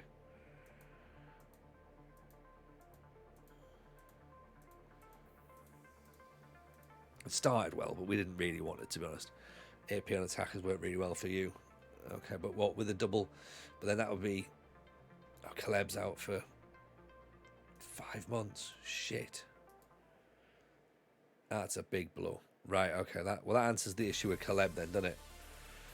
Going right, where does he fit? Okay, so he's on the bench, he's on the injury table is where he is. So that's frustrating.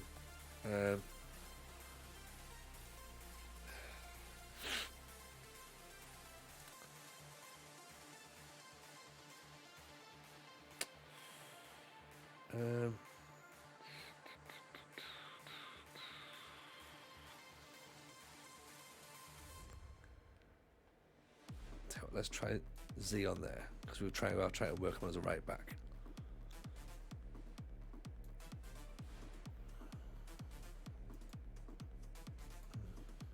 Where are these coming from? 815. Is this stuff that you've used yourself? Is it and that you've managed to create, or is this stuff that's been acquired? Fans are happy. Fans are very happy. Good.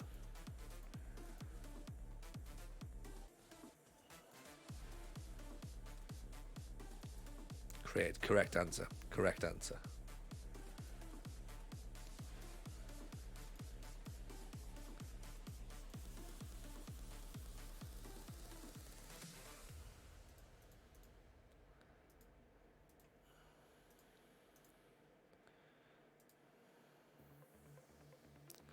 Standard line. Drop off more. Maybe we step up more, possibly.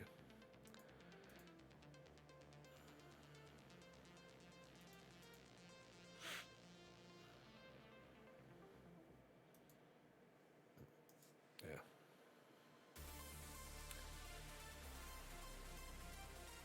See that looks. Moise Keane's left, by the way. Moise Keane's left his trial. Didn't sign him.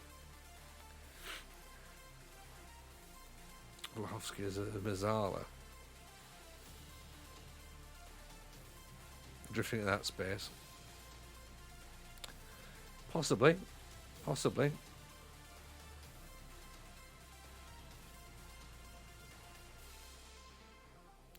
Off the ball. Off the ball's only 14, so.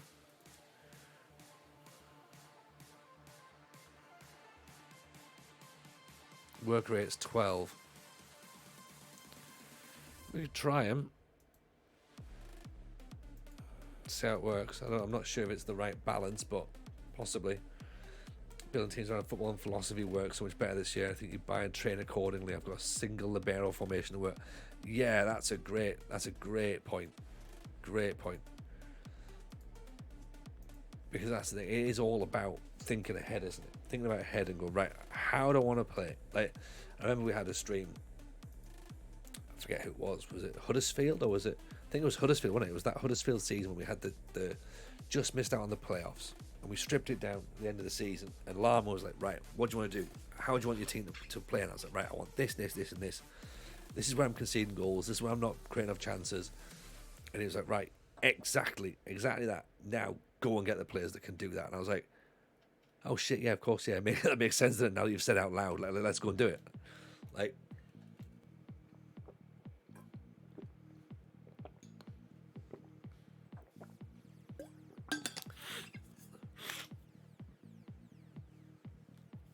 so that does make more sense. It's all about making the team is a bit of, I guess, like creating, like you want the teams to have an identity essentially, don't you? And I think they've been trying to do this for a little while, and it's been trying to sort of like work out how they do it. And I do think we're getting towards a situation now where you can really tell the difference in the leagues you're managing in. Like last season when we managed in Indonesia, it felt so different to managing in England. Scotland still feels different. I don't know whether it's a good thing or a bad thing, but it still feels different.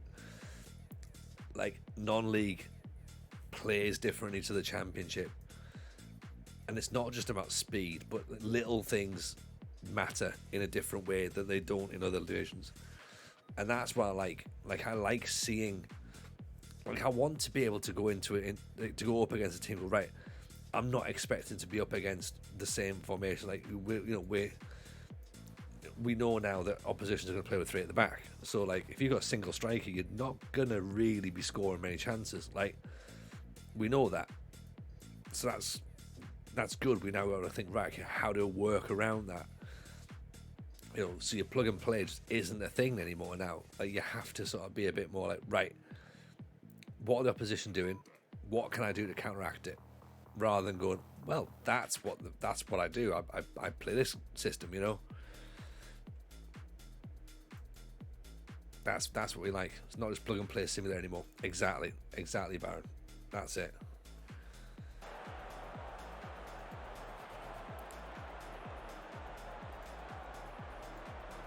You know, and as was mentioned before, trusting in the process. Like you need to give something 4 or 5 matches to try and see if it works, if it evolves. Like look at the errors in your play, and not just sort of going, all right, scrap the tactics straight away. Like because it might just be that the tactics sound. It's just you've come up against a team who have a really good player and has just had an absolute day against you, or it's just a mistake. That happens in football. Like, you just concede a mistake. Hoofball until I conquer the world Ferrell down. Like, I agree. There's a lot to be said for hoofball, and I love hoofball in this game. A proper low block 4-4-2 direct counter attack is a thing of beauty, and that's something I love to see, and you can actually do it now as well, and you can still do it with top teams as well, which is brilliant, or teams in the top half, I should say. Sorry. So that's fantastic. How do you get streaming so that much data between highlights? Asks Yogi. It's part of the skin. It's on the Tato skin, so you can if you download that, then it shows extra data as well. And then we've got some views from FM Stag, which again, sort of when you're on the home screen, you can sort of like add all them in, and it just gives you so much more stuff as well. So if you want to work via stats, then it's definitely the way of looking at it. And as well, knowing when to dial your game up in this match as well. So like we're playing balance now, like right, go positive for the next few minutes, see if we can create some more chances. Naga with the free kick getting headed away. Stevenson breaking on the counter. Batella over the top. Naga's through.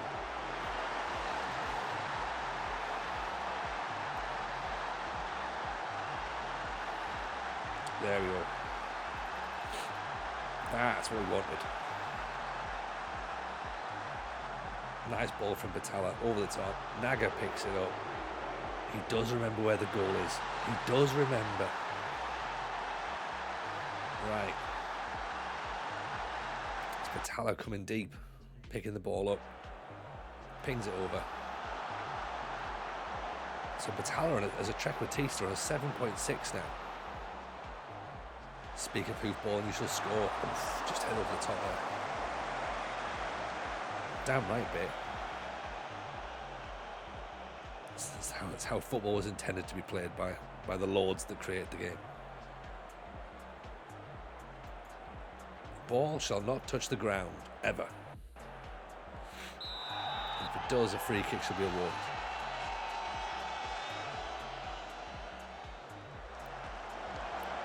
I think it was Sean Dyche used to always get criticised for being a long ball, and I think he made the great comment of like, you know, when does a long pass become a long ball? The answer appears to be if you're not in the top four.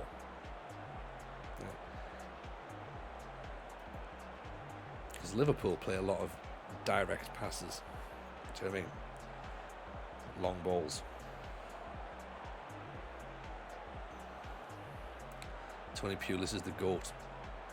Peter Reid, yeah, Big Sam, Sean Dyche.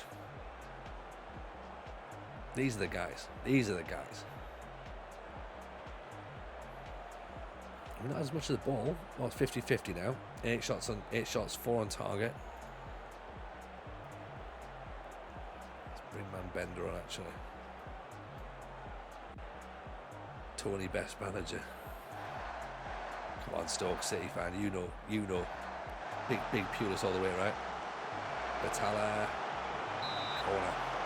It's direct, definitely long ball, definitely maybe. Exactly, yeah. It's direct if it's a fashionable team. It's a long ball if it's not. A long ball is aimless punt upfield, relative pressure to relieve pressure. Long pass over long distance played to a player. I understand the theory behind that, Pilgrim. Huth and Shawcross at the end of the lap throw is legendary. Yeah, Cameron Jones as well. Hope you're well though, Pilgrim. Nice to see you back in. Hope life's treating you good. Naga again with a free kick.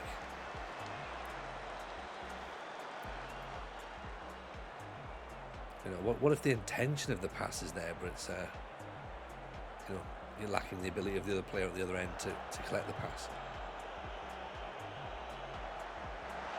Bender, Naga!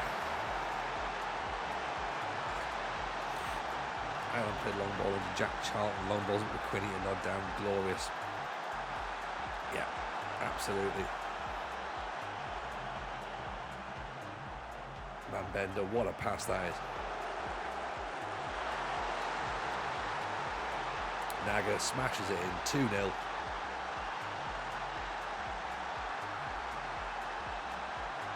Much better.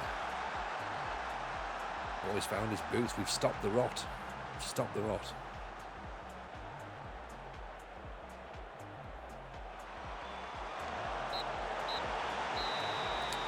And as we say, we don't want to judge it on just one game, but who'd have thought a formation and a tactic that worked with Sunderland would be what we go back to?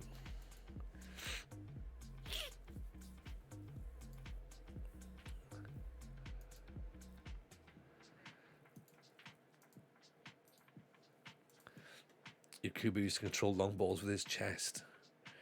Kevin Davies did as well. We are going up. I'd say they're aiming at Quinn, and more often than not finding they were long passes.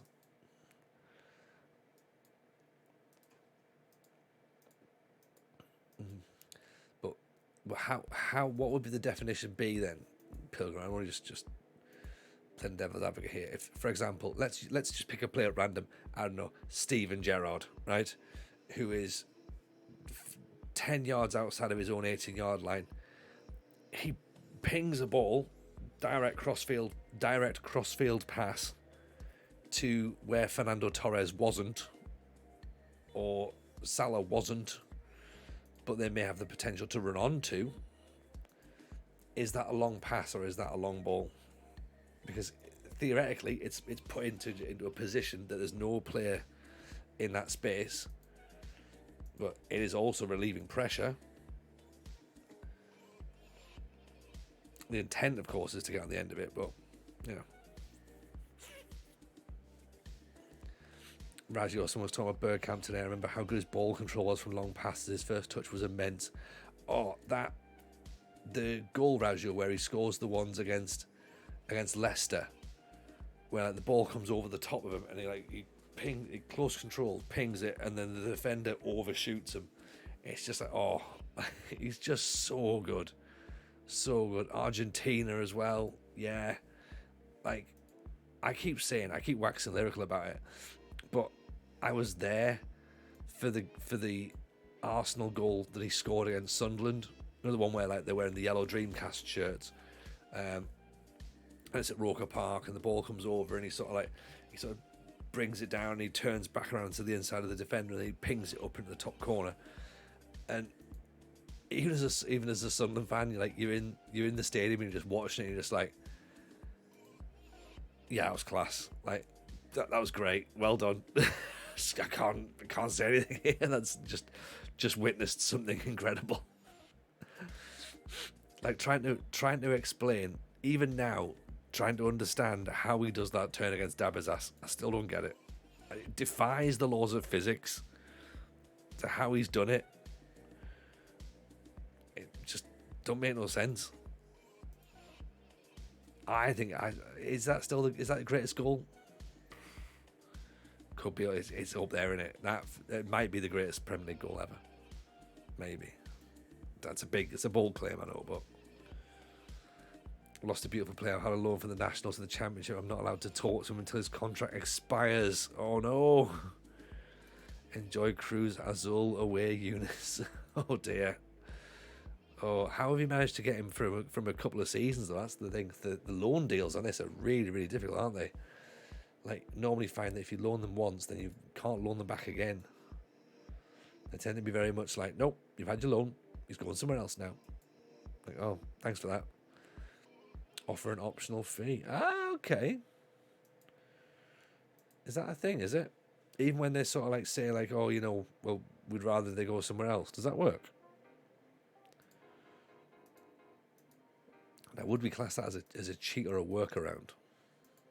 I'm happy to debate that one. I'm more than happy to debate it because I never knew that was a thing. And to be fair, this is the thing. Last week I found out that you could have a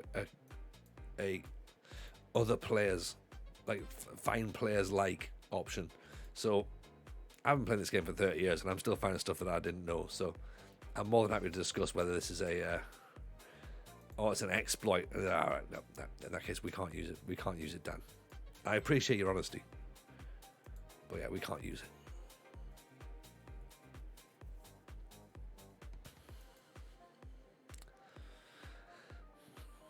We have the easy way, the hard way, and the TJ way. That's how we have to do it around here. So if it makes the game easier, we can't do it. If it makes it harder, bring it on. What's that, Tony? Have you been winning stuff? Nope. I feel if it just fixes what they broke. Yeah. See, I sort of get the whole, like, you can't just keep loaning players. Because we had it in FM21. We had Ricky J. Jones left Peterborough. £10 million. We still talk about this. This is like how crazy this was. So he left for 10 million quid, went to West Ham, played 6 games, I think. Went on loan to Westerlo in Holland, played 6 games. We loaned him back because we needed him the following season. We loaned him back and we got him for 3 seasons on loan back to back. And then his contract expired and we re-signed him for free. So we made 10 million quid and we had him on loan for 3 seasons, then re-signed him for £0. So that is an absolute exploit of how the loan system used to work. So I'm glad that they've fixed it, but it is obviously more difficult now to get a player on like a back-to-back loan or like extend the loan. It feels like it's almost impossible. One of the early FMs had an exploit. You could literally own anyone by putting an optional fee of £300 million. Yeah, I think there's some stuff in there that you just kind of like, you have to look at and go like, yeah, that's clearly an exploit. that is far too ridiculous to do.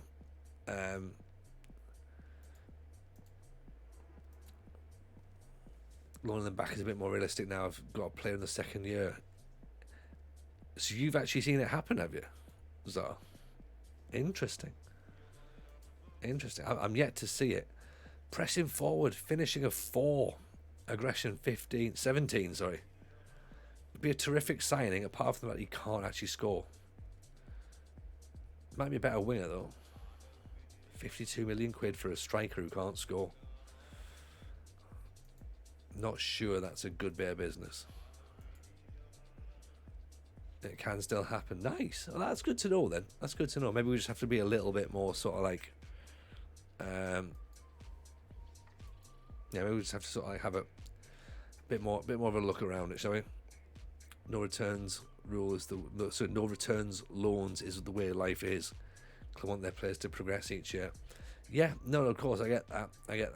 But there is of course there is times, and it's less likely now. Like it did happen a couple of years ago where players would maybe loan for a couple of seasons, but it is less likely now that they will do 2 years on the bounce. But I guess kind of an example would be Sunderland's probably a really good example. Like if you look at someone like Ahmed Diallo, who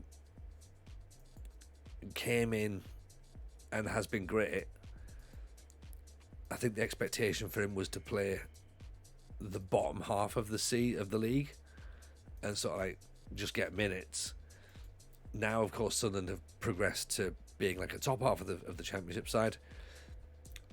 You know, would United look at that and go, right, what's he going to do? Is he going to benefit from having another season at Sunderland, potentially in the top half of the championship, pushing on towards maybe the playoffs, or would he be better off playing lower end Premier League, which is probably the same standard, let's be honest, you know, because he's not going to play for Man United next season.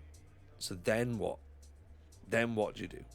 Like, I think that's where the sort of the thing would be. Or if you get promoted from League One, then you're in the Championship, like, you know, would it be nice to have like another go again? Like Ellis Sims, for example, came back and obviously then moved back on again. So there is that sort of like thinking of like, could that work? It's realistic that could happen in real life. So club has progressed and you can get them. If you're in League One, you're a Premier League fringe player, you might get them back if you've got promoted. Oh, okay, that's good. That's good to know. That's good to know. Because for me, that makes sense. I was getting promoted and it still didn't work. And so the cycle begins again. What do these people want? feels like it's definitely worth waiting for deadline day. That's maybe a thing, actually. Oh, that is maybe a thing. I think a few people have said that now, like that deadline day probably does mean you can get players at that time who are sort of like, and you can almost force panic, I suppose, maybe, for want of a better phrase. Might be able to get a deal done.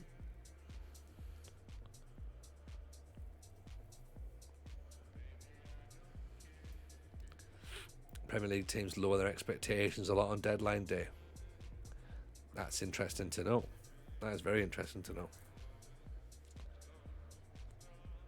I suppose if there's a club that have registration rules, then that's always worth a look at, isn't it? Because they'll be like, right, we just need to get them off the books because they're not going to play, so they're going to end up in the reserves, and therefore we're going to end up playing them, and they're not going to progress anyway. So maybe they will actually then go, right, you know what, yeah, stick him out on loan, see what happens, come back there. Deadline day lowers the expectations. Deadline day featuring game broken loan deals last year in leagues where deadline day isn't a thing. Okay. In what sense, Deep? Sorry. So what do you mean? So you basically saying the other thing? So like, it doesn't work, or loan for the final week and just won't progress half the time and just fail. Ah, right, okay. So like almost like too late in the day to try and get the loan done. Appreciate it, Dan.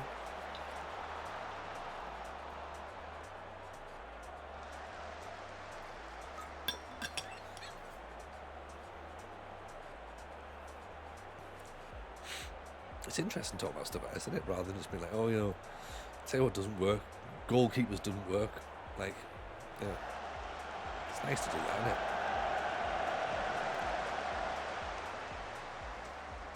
Player might be allowed back as the club has progressed. I think it depends upon the parent club.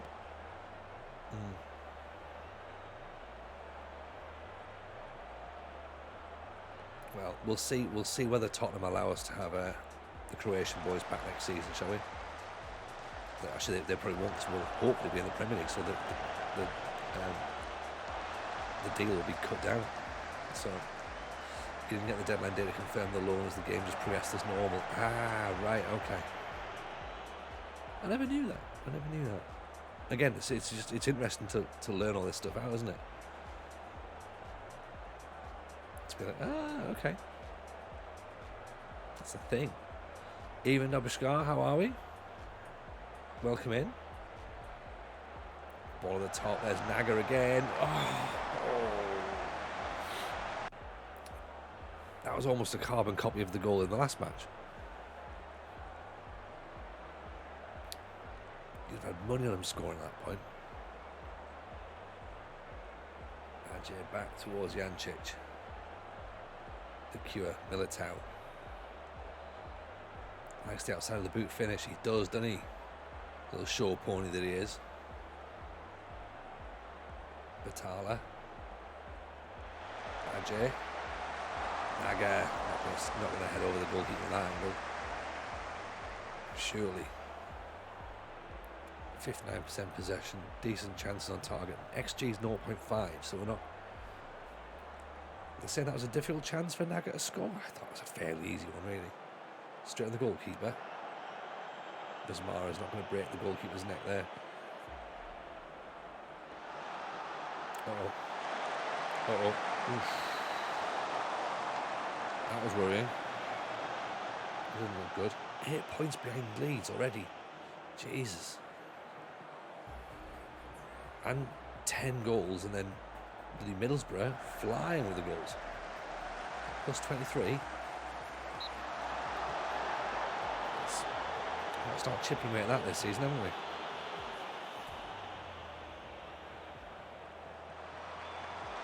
Nicely held by Lozek. Score positive. Looks like they're starting to come back into it a little bit now. They're pushing really high as well. Actually, now they've started to drop back a smidge. We can maybe play a little bit more direct, I think. Try and ping the ball up over the top.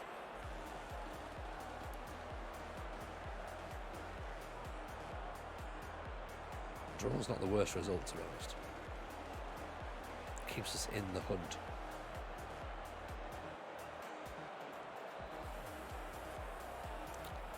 They've had 5 shots, none on target yet. We've had 4, 2 on target, so they are starting to get back in the game. But again, it's just trying to keep that quality of chance down. Or keep them outside of the area. Either or. Militao's a walking yellow card, isn't he? Suppose we bring off the call. Bow's on the yellow as well. Naga's on a 6.4 up front. Do you risk bringing Naga off?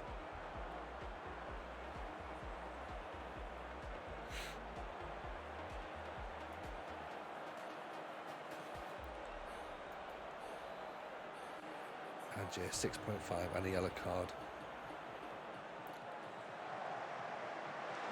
It's not really ideal, is it? Caller. Great ball at the top. There's Naga. Oh, long passes for the win, I think. Naga goes close again. How many more chances can we have him miss? Just the that's it, I reckon. Let's get Scutellis on. And let's also bring McBride. Vitala can switch wings, I think. Here's Scutellis. Bismara.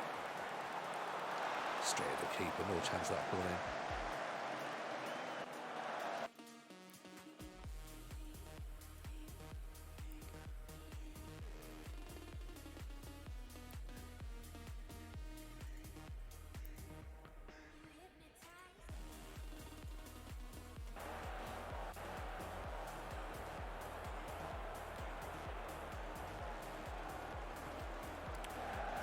Smith. Put some pressure on them. That'll do. Vismara. McBride. Ooh, good save. Corner kick. Piccolo, sorry. Good ball, listen. Back in. Score from there.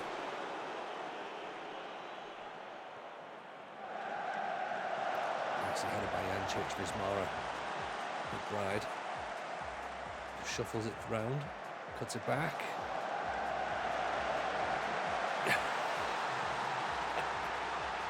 Vismara at the back post. There we go. McBride comes up good again. Yeah, a bit lucky to be honest with that defensive header, but that's a great ball back. No one's marking Vismara. Lovely volley at the back post. It's another 1-0. We're just edging it out again. Jones, Vitala. Scutellis, good save. Maybe there's something in this 4-3-3, you know? Maybe. I've seen the new Cardinals kits, yeah, Razio. They look quite smart, I think. I like the perforated numbers. They've got Arizona on the front of the shirt for the first time as well, which is quite cool. I like the black one though. The black alternate kit is pretty cool.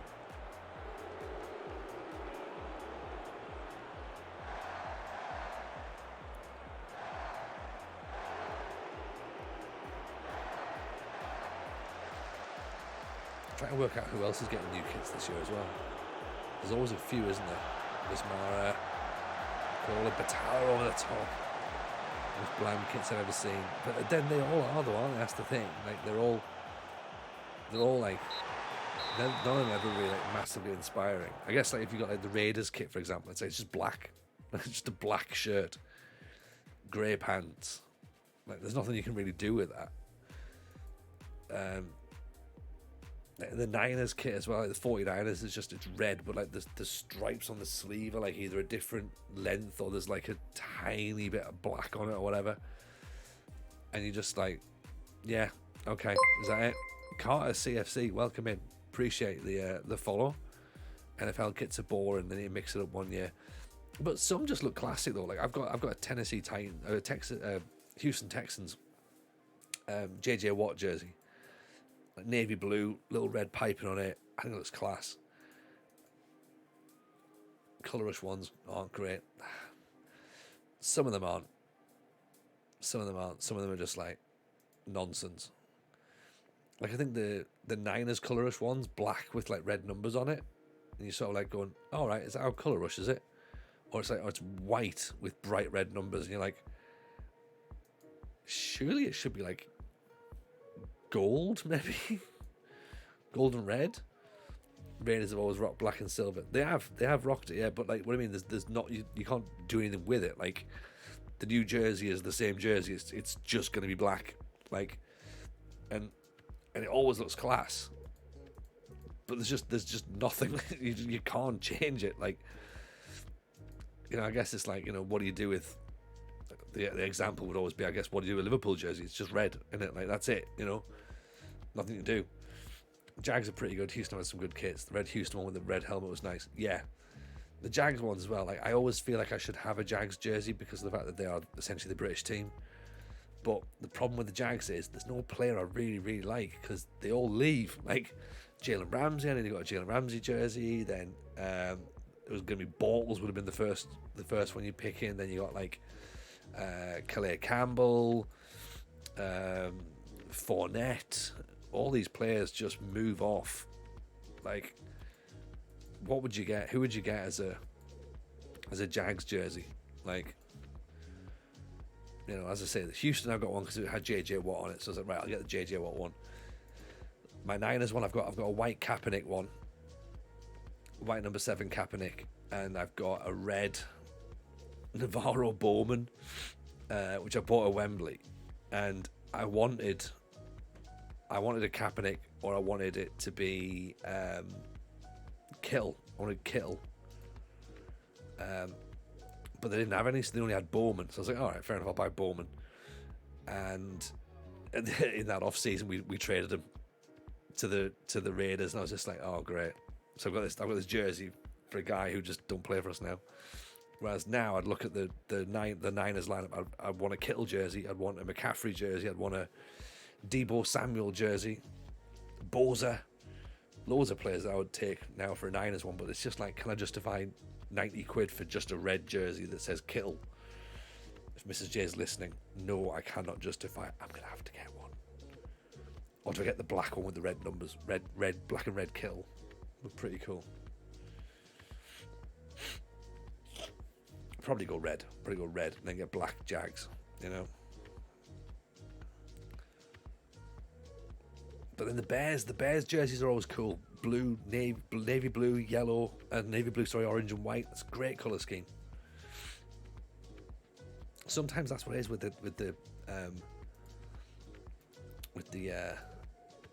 NFL as well. It's just the colour schemes just look nice, you know. Bears jerseys are classics. Yeah. Like I'm not massively sold on the Rams colour scheme at the minute. I think the blue's a bit too in your face. The yellow's a bit too in your face. Like it looks great to watch on the TV, but I think they are just a bit dialed up. The Colts jerseys look great this the last couple of years, though. They look really, really smart, incorporating a bit of a, like they used to always have like some proper classic navy, like blue with like the 2 white stripes on the shoulders. They look mint. Detroit Lions getting a bit of silver in there now, looking great. Cowboys are always classic. And the one that always stands out, the Ravens, always just looks like a really weird jersey. It looks like it's made by somebody else. Never looks like they've got the same jersey as everyone else. Football's the same with jersey colours. With 14 City shirts, they're all like blue with white face, and the variations of away kits. Yeah, and to be fair, in American sports, even less variation because they all have to have a white road kit. So, and they all have to wear that as well, which I guess is sort of like part and parcel of it. And they're all made by the same manufacturer, so that helps. Right, 2 Rams injured. What's going on here? Potential knee injury. That never looks good, does it? in the Bengals kit last year with the white helmet. Yeah, that looked proper cool, didn't it?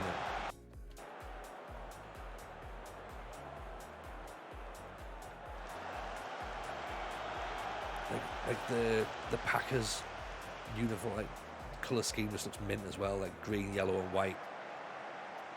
Just really, really good. Really good. Steelers, black, yellow and white. Lush.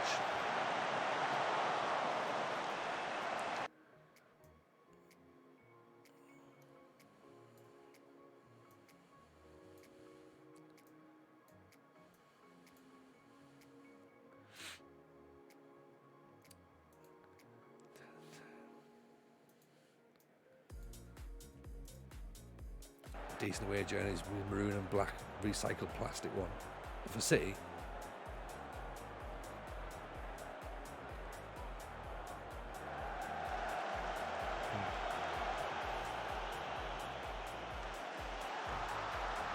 Oh, Villa green, black and red Muller stripe one.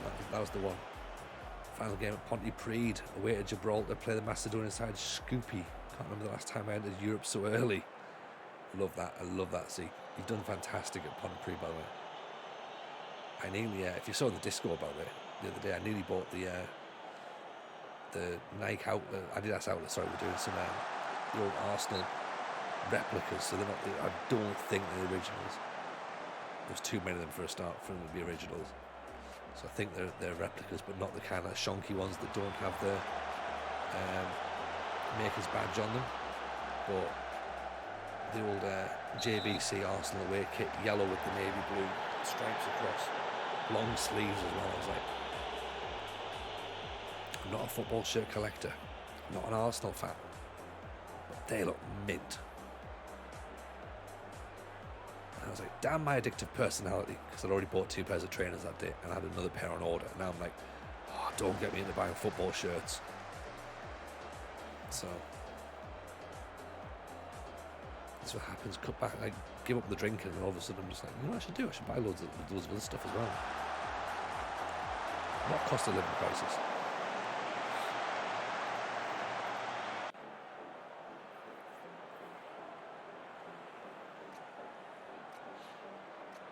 Keep looking like down classic football shirts and be like, I'm not paying 200 quid for that.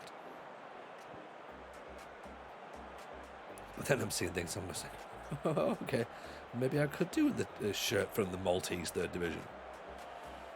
What would you do with it, Tony? Nothing. Do absolutely nothing. Maybe hang it in the background.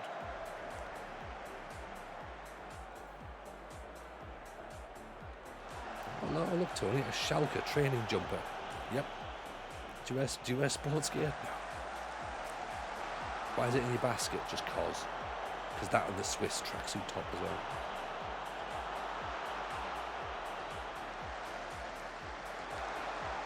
Another random football shirt. Got Club Leon of Mexico's 3rd kit. Lucha Libre inspired. Yeah, that's a cracking shirt, that one. That's a hell of a one. In Bremen, we got Hummel shirts for next season. Yes. Yes, you have. I like the fact that Hummel make a big deal about who they've got for next year as well. It's great. You might not know, but they are my favourite sports brand. Like, I think all football clubs should just go back to Hummel and just leave it at that. Like, that's how it should be forever. Yeah, people be like, oh, but it will, wouldn't be, like, if everyone's got the same, it'll be boring. No, we're just talking about the NFL. They've all got the same jerseys. It's not boring. It's fine. Leave them as it is.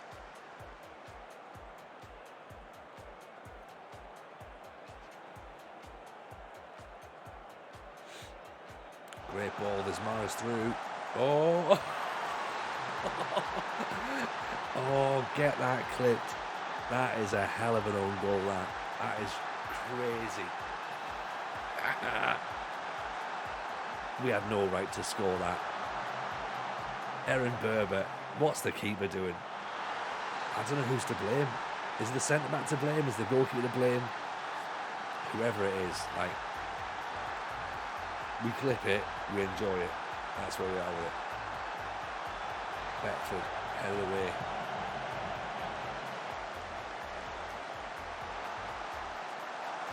Oof. Even Franco, how are you, buddy? You've just come in just at the right time to see Everton score on goal. It was a lovely finish. Straight past the keeper. Keeper had no chance. Vitala, good ball in. Nice bit of animation of the player jumping for the jump for the header, even though there's nowhere near it.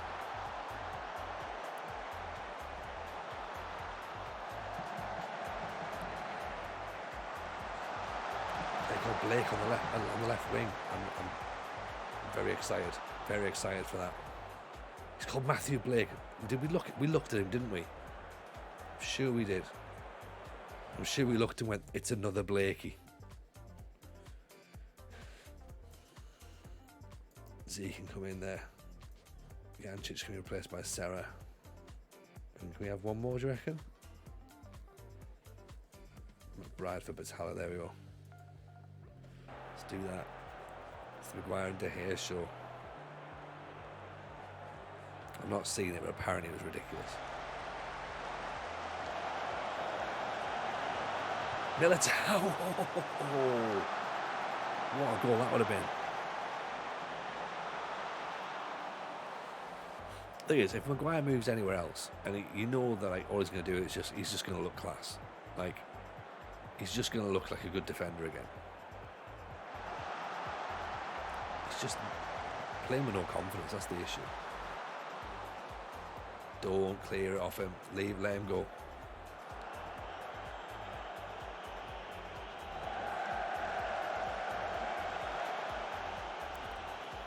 Digs it on the top. Cleared back again. Nicely headed out. Militao gives it nobody. Z nods it back. That'll do.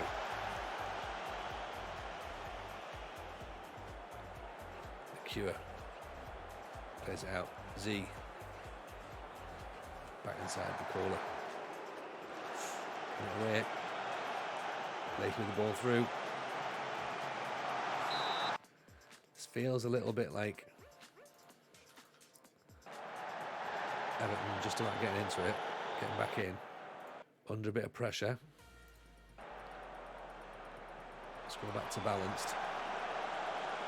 Well, Solidarity that defends the 18-yard box, defending the halfway line, looks exposed. Yeah, he's not quick enough. Like if you've got another defender who's quick behind him, then he's fine. But without that, yes, he's going to make mistakes. And it's easy to single him out. That's the thing. Easy to single him out for all the criticism, but it's not too long ago that England fans were hailing him as Bobby Moore. 3 wins on the bounce. Using this 4-3-3. Correct me if I'm wrong, chat. Have we got 3 clean sheets as well since we've changed to this formation? We have, haven't we?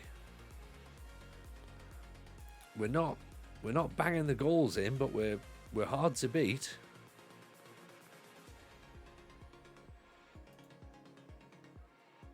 And we're only 6 points behind Leeds now. It'll be England. It'll be unlike England fans to get giddy. Yeah, imagine that. Imagine.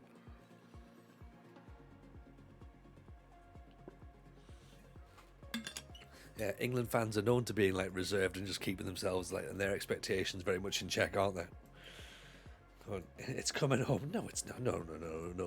We don't think it is. We don't want to make a fuss. I can't understand why people think Slabhead plays well for England. He gets so much cover in Southgate's system. He looks better than he is. But he must be decent enough, otherwise he'd be out. But now that's me not being facetious or anything. But surely, and again, I don't watch England because I'm a Scotland fan, so I don't watch it. So again, correct me if I'm wrong, but surely if Southgate's still picking him, Southgate sees something in him, because if he doesn't, then he wouldn't be in the team. Do you know what I mean? That's the thing. I think after all those years away, you could call it home anyway. That's the thing. I think you'd have to invent a new sport, I think, Zar, for it to come home. It feels very much like when you ring your mum and go, I'm coming home, and you know that you've not finished that pint, you've ordered another pint, and you're going to be out for about 10 more pints. It feels a bit like that. Like whenever England fans sing about it's coming home, going, do you mean eventually? Will it come home eventually? Like in 70 years, when eventually you win it once or something, it'll be like, yeah, see, told you. Yeah, you definitely did. 120 years after winning it the first time, it definitely came home. Well done. All of the countries have been blown up into the sea, and it was just contested between England and San Marino. Yeah, you won on penalties. Well done.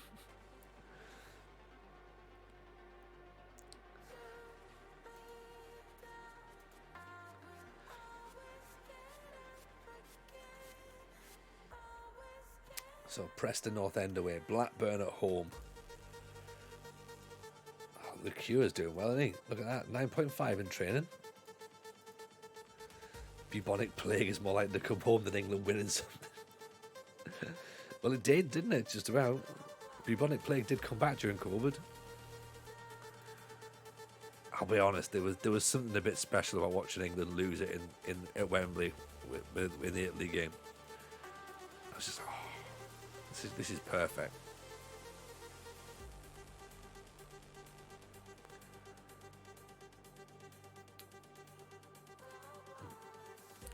Naga as a DLF. That's an interesting suggestion. I mean, I'm not saying it's the suggestion that can't work, but it's definitely an interesting one. We are lacking a DLP now, though. That's the only thing. Actually, no, we're not. We've got one there. Owen. Passing of 15. Vision of 16. There you go. Might play in there, though.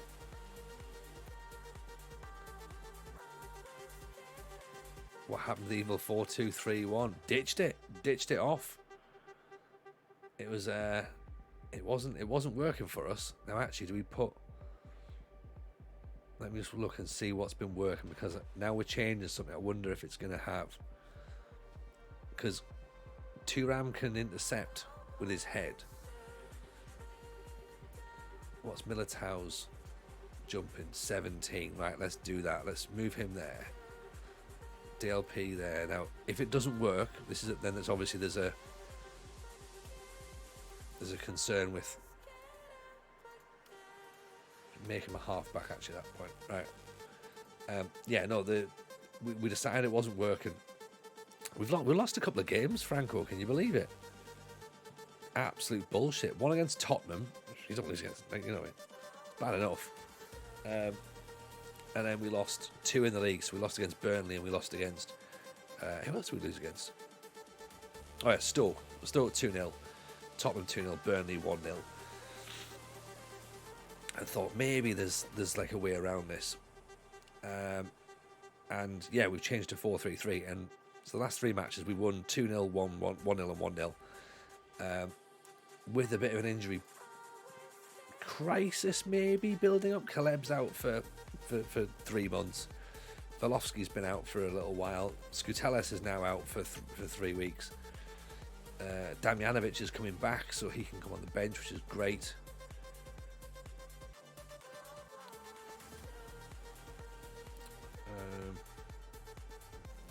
Do I put him on the bench or not? Nah, let's keep him off the bench for now, because we can always bring Bender on and do that. Jones is maybe starting to flag. Let's put Z on there, so we can change that. So yeah, we're getting there slowly. 3-2 defeat against Scoopy, nearly £90,000 of prize money. Ponty should be set to do well in the league next season. Nice. Rajo's just found strawberries in the fridge. Oh, I like it. How are the Swedes doing, ignoring the injuries?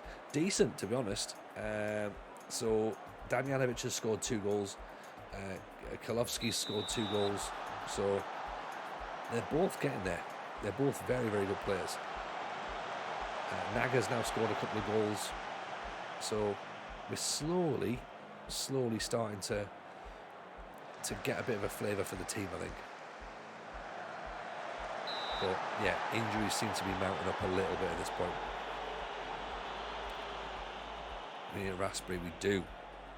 Or a Darryl strawberry, possibly.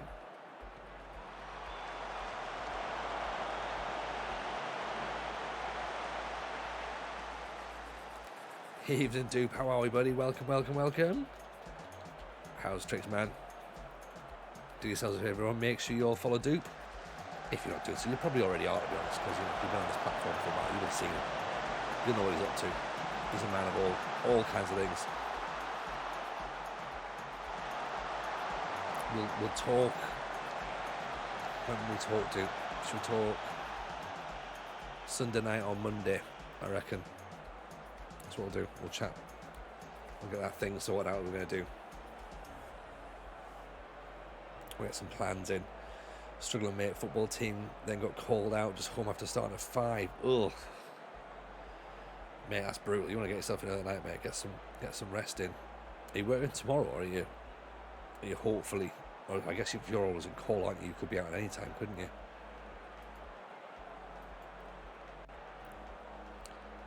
Let's aim for Sunday night if possible. That works for me. That works for me. Be nice. We'll just kick back in a call and we'll just sort some stuff. Sounds like a plan. Oh, conceded a goal. Flag for offside, please. No. First goal conceded in 4 matches. I mean, it's well worked. He's left him go.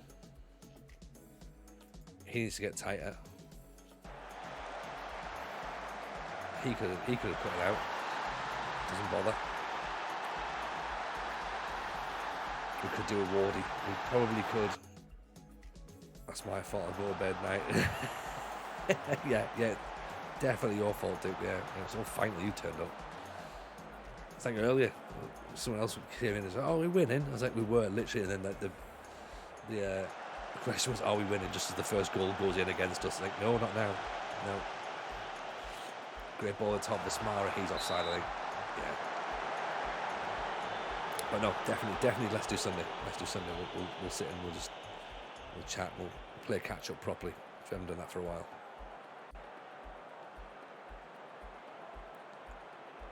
I see Preston just above us, so it's a tricky match, this one.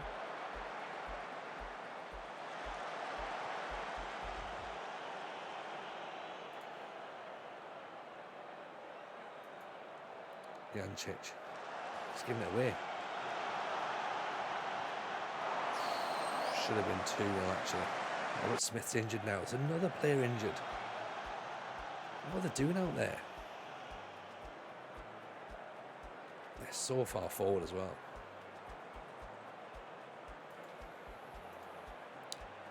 Right. Thigh injury. Well, off you come then. Right, Sarah can go on. Let's move you up a bit. Let's push on a bit as well. Try that.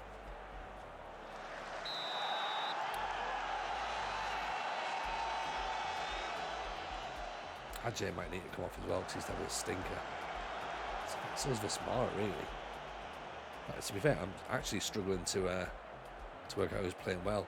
Robert Smith needs to be told the boys don't cry. Yeah. Need to find the cure for that injury as well. Now picks it up. Maybe we did need a Damjanovic after all. Head it straight to the keeper.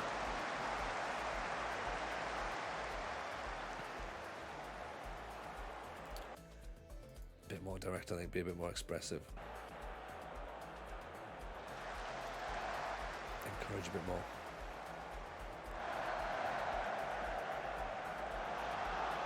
He misses it. Let's counter press and counter as well. Go a bit wider. It's Robert Smith's birthday day, is it really? Oh, he's just been subbed off, sadly. Happy birthday, Robert Smith.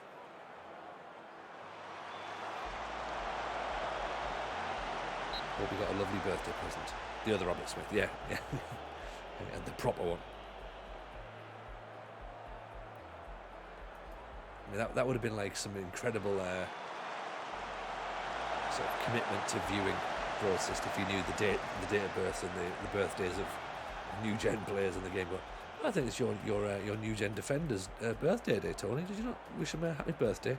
I never thought, actually. That's a good point. Let's do that.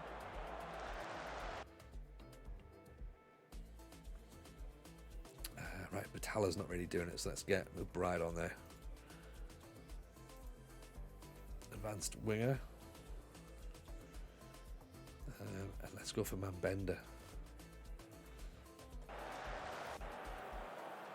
I mean, I would appreciate it. You don't have a birthday list for your players. I don't, Zara. I don't, but I presume that's your guy's job, right?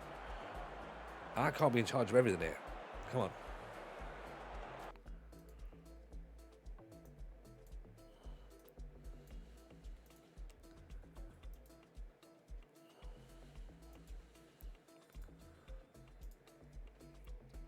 Of course, that's what assistant managers are for. Yeah, exactly. I've got a squad full of them in the chat. You're all my assistant managers. And if you sub to the channel, then you get access to the save file. You've got no excuses here as to know when everyone's birthdays are. So Owen inside, Naga out for Mambenda. Was it back? Naga straight at the keeper.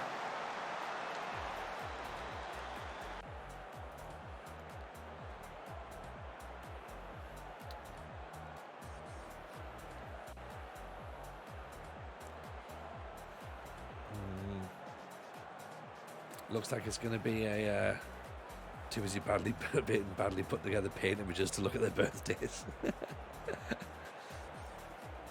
That's what it's all about, though, right? That's what it's all about. Naga's free kick in, headed away. Owen. Naga's on a 6-1. He's a stinker. In the town. Out to Naga. Naga, you're meant to be in the box, mate. Alistair, how are you, buddy? Welcome.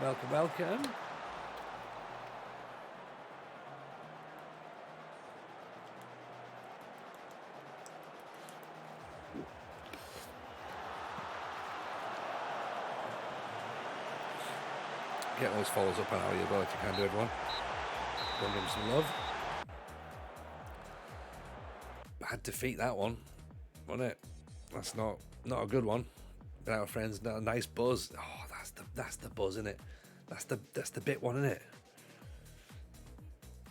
What, like you 3 or 4 pint buzz where you're just like, you feel all right.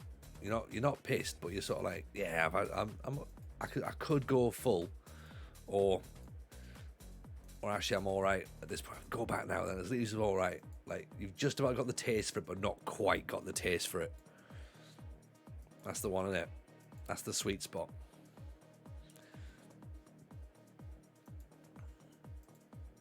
It's a good place to be. It's all fun and games till it goes September the 30th and you rack your brains all day wondering whose birthday you've forgotten to realise it's your 19-year-old left back. Yeah, that's a good point. Right, let's very quickly work out, have we got anyone? We're not going to look at birthdays. We'll do the Blackburn game. Right, so 4 games with this new system, 1 defeat, 3 wins. So again, we're not going to throw it out completely. Obviously, there was a slight change in terms of setup there. Smith's out injured now, so Sarah has to come back in. Damjanovic is back, so that's good. So let's put him in place of Gumbau.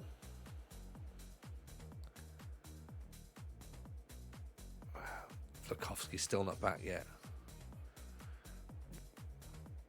Gumbau can go on the bench for actually.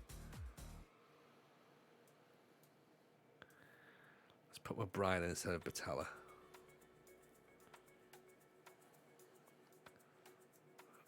Angel for Militao.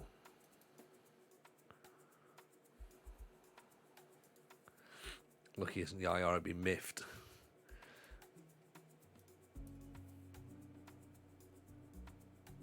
Let's do that. Ajay is not having a great time, so maybe we put Bacolo in, possibly.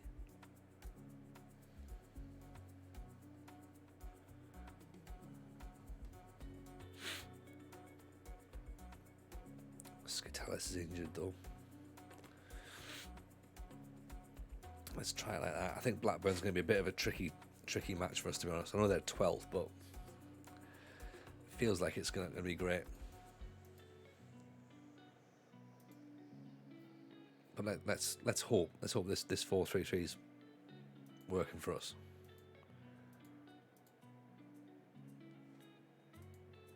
Oh, that's the guy. Oh, 900 grand now. Is he the one that was like 900 million or something at one point? 45 grand a week. But they're now saying get him as an absolute priority.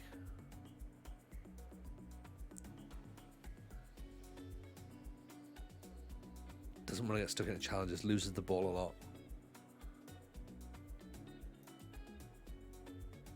113 million. Yeah, it was ridiculous, wasn't it? But now it's like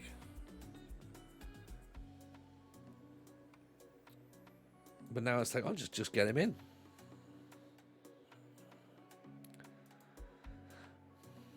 Damn you, Severa. He's unregistered as well. He's not even registered. They didn't even want him to play. Unbelievable.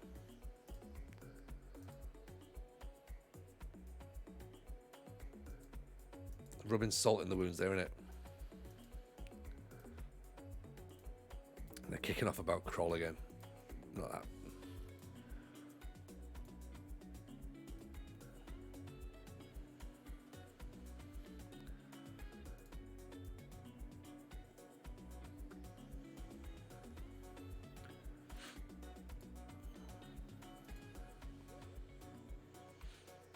It's 12 games in. How many is it? 46 games in it in the championship. Is that right?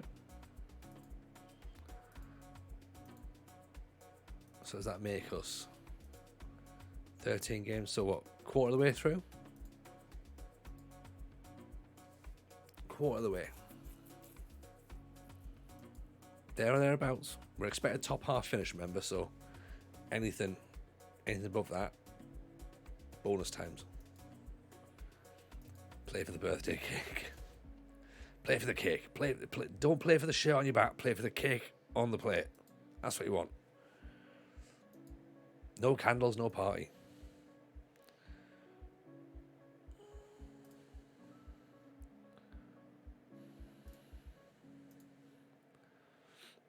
On for a 100-point season or thereabouts. Oh, ooh.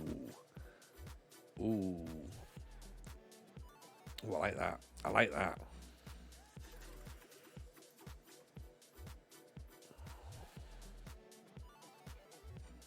That'd be very good. Imagine getting 100 points. Me, with my Crystal Palace team, 100 points. Oh, Angel's playing against his former club. He's going to get sent off, isn't he? We said that last year. We did. We got promoted last year, though, so technically it did still work. Like, I said from day one, though, like, we ain't going to get 100 points with Huddersfield. I was like, we're not going to storm the league. You know, definitely weren't. Probably somehow missed the playoffs. Maybe. But as long as we have a fun season, that's the main thing, right? As long as we have a bit of fun with it, we should be okay. It's not about the trophies you win, it's about the friends you make what's out of it. Although this saver is actually about trophies, so it probably is more about that. McCauley intercepted by McBride. That's what we want. Jancic gets it back. Serra, oh God. Goes away. On the top.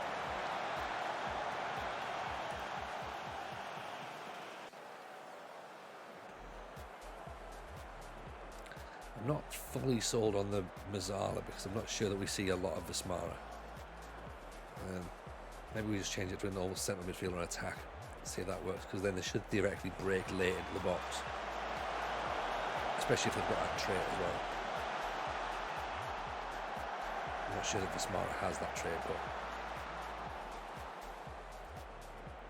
I understand though that the idea being that he'll cover that space here, but McBride's not a Trek either, he's just a standard winger on attack, I think. Nice inset by Jancic. McBride, there's Vismara, see, changed him over. Deflecting up over the top. He still is a Trek. Interesting. Moving as an attack. Naga looks very small without playing here. Yeah. He does a bit, doesn't he, Franco? We sort of joked on that, to be fair, that Palace could actually play strikerless, really, because Naga looks more like a number 10 than a centre forward, but then we played Caleb there as the number 10 because we thought that Naga would play up front. I wonder if that's the thing, whether he drops into that number 10 role. If we do a 4-2-3-1, he plays there, we put Caleb a bit higher.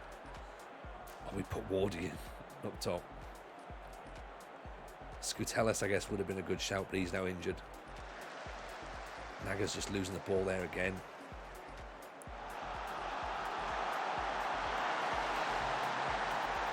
One 0 down. Dogger.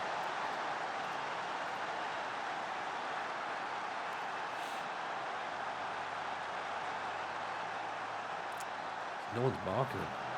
He's just allowed to roam free, isn't he?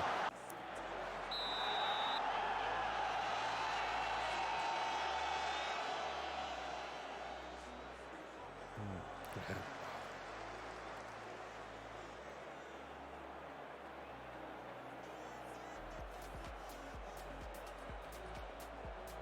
Okay, so again, we shouldn't have said that things were going well, because that just tends to allow the FM gods to hear you. Damjanovic, good ball out to McBride. Back inside, Vismara. Ajay, he's never going to score. The right back charges in the box, figures, oh, you know what's a good idea, taking a shot on your left foot. That's never going to be a goal. Vismara. Nice ball, McBride. Deflected up and over. Going away. This is better, which means we're going to concede the second goal now.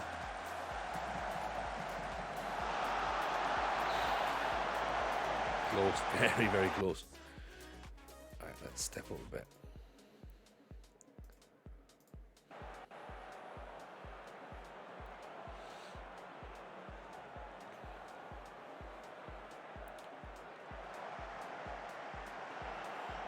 Unsurprisingly, Blackburn seem to be playing better. Ratings wise, as everyone's having a much better time than we are.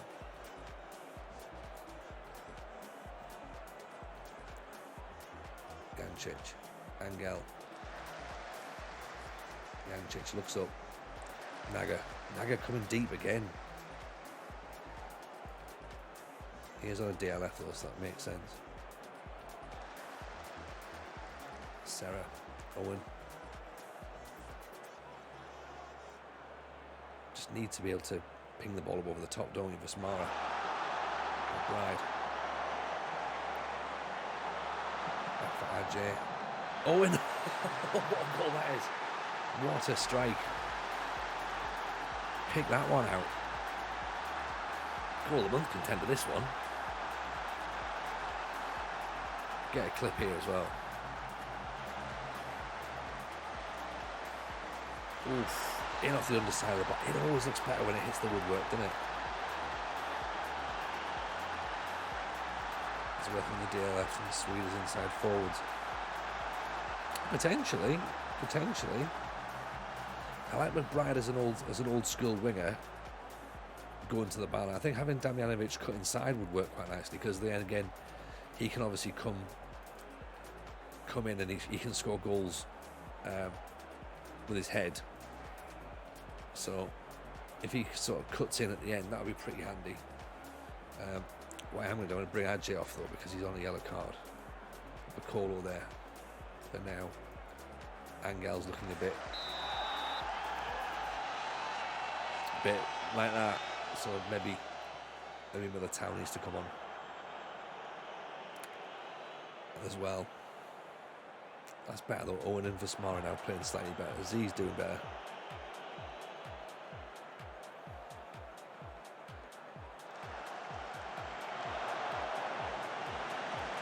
It's just all about the combinations, isn't it? Getting those partnerships working. Smara back inside.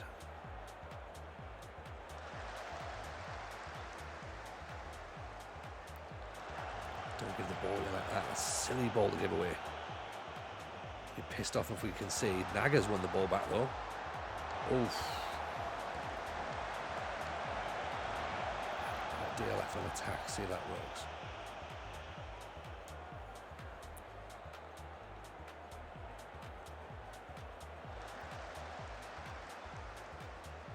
Balls at the top. Oh, come off it.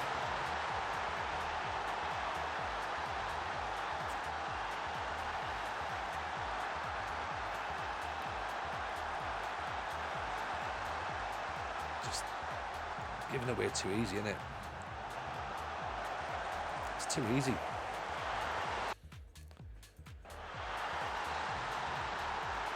The rate of the team at this point.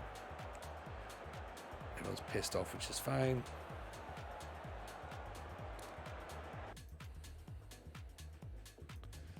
Right, Jones for Z. Evening, Herrick. How are you? Welcome in. Appreciate the follow.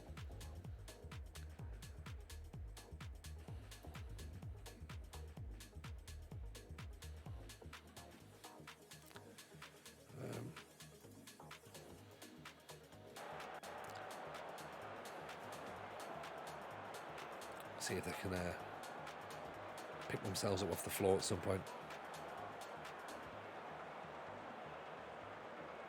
McBride, Bacola, Jancic.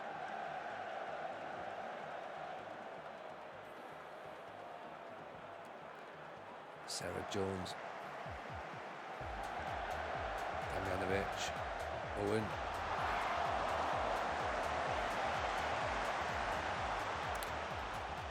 He's already scored one. He's not going to get a second.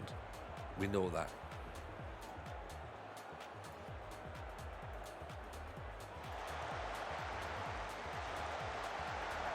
Oof. Offside. Sarah's having a stinker.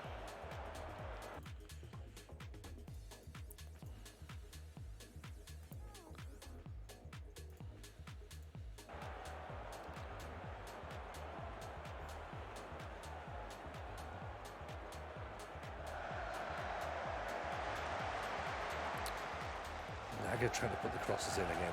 Naga needs to be on the penalty spot trying to get the goals on the 6-yard box maybe.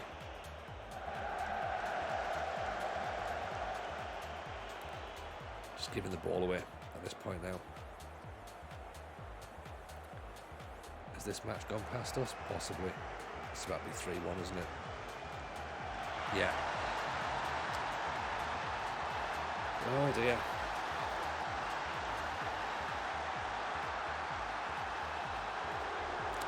Dear oh dear. It's a great header. You can't I can't argue with it. But it's just a bit frustrating, isn't it?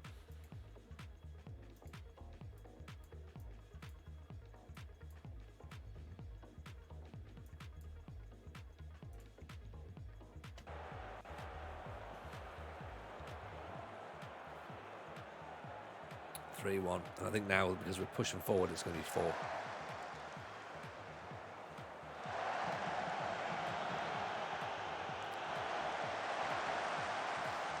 Have we been 2 goals worse?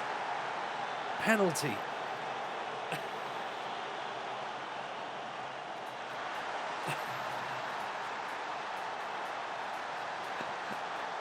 Come off it. There's no way. There's no way that is...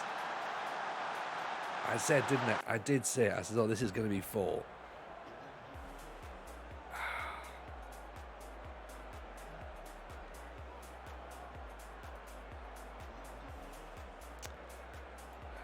Apparently, I've got some sort of power where I can do this.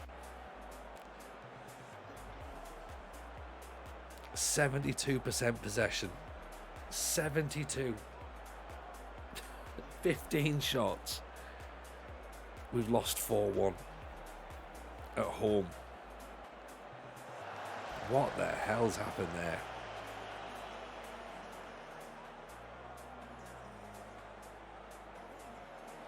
there's an inquiry at this point. Get the water bottle ready.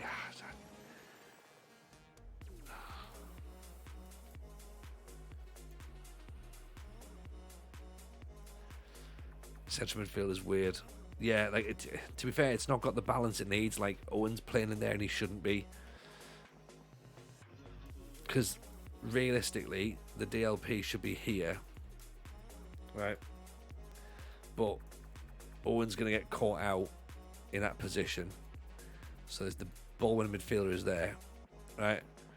He's going to get caught out if there's any balls over the top because he can't jump. So we've got Angel there because he's slightly taller.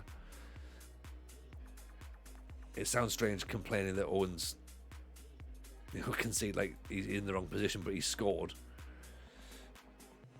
Maybe he gets a game instead of Asmara, possibly. Asmara comes back out then. Whereas Thuram can go back in. Right, that now is a better fit. Serra shouldn't be there now because he's having an absolutely ridiculous moment. Smith can come back in. Now and again, and now we just go back into recycling players, rotation, who's fit, who's not fit. This is what the championship's all about, isn't it?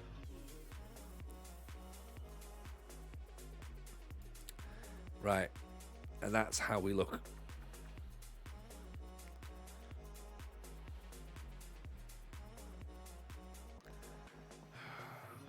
Should we do the Barnsley game? I don't really want to. I feel like I should not. I feel like we should sort of go, right, there's things that need to be changed, but I feel like we almost have to play the Barnsley game just to kind of like try and exercise some demons. But then I know that we're already in the one more game territory, which 2 defeats on the spin now. 5 defeats tonight. 5 defeats, 5 wins. Like, how have we been that bad? Have we? Look, Barnsley game's here. Let's at least let's play the Barnsley game now, and then we'll do that. Fans are happy. Fans are happy with what's going on. Yeah. Let's do Barnsley. Then we've got 7 days to work out what happens. What role was Naga playing at the start of the season when he was scoring? He was playing as an AF. So we might put him back to AF, but then he had a player behind him, so that might have been part of the thing as well.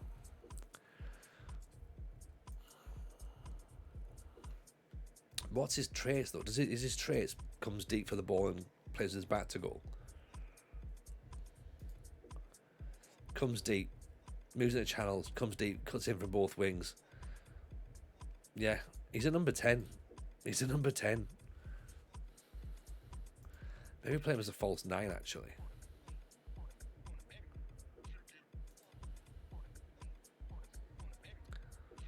So we now need someone to go up and beyond him.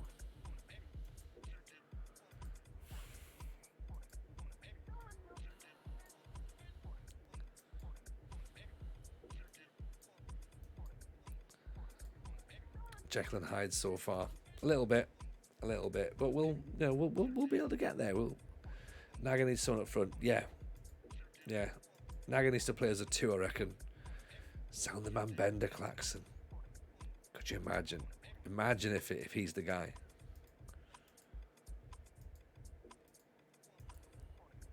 Needs the freedom to do what he wants.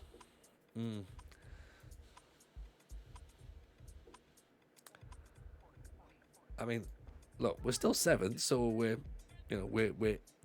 there or thereabouts. First match in November, right? Let's see what we've got with this Barnsley game. See where we go. Tok needs to get in and have a go as well, doesn't he? Right, okay. So, can you play right back, Tok? I think you can, can't you? Yes, you can. Good. Right, have a go there.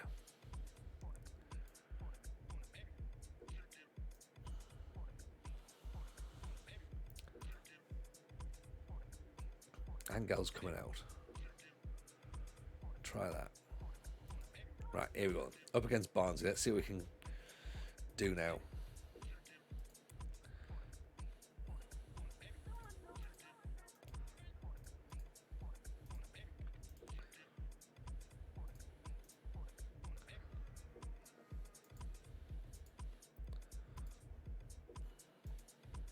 See if that midfield's better now. So we've got the DLP at the bottom, the ball in midfield with the central midfielder on attack.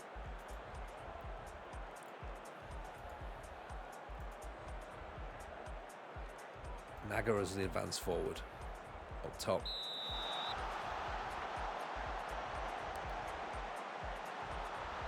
Hopefully it should theoretically be a bit more balanced.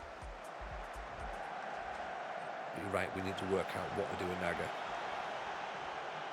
Just sound myself a 6'8" striker completely blind. Oh, give away a penalty! 30 seconds in! Raggio, you're right, we shouldn't have done it. Change of plan.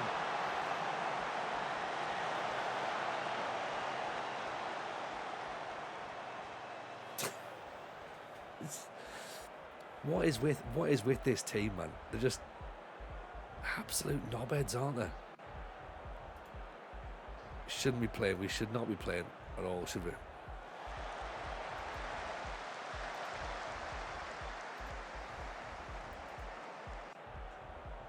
I hate being right. This is why you're a mod, Raggio. This is why your comments matter. I sadly feel like I've overruled you. I think I've looked at the child. Corner coming in. Right, let's see what one can come up with.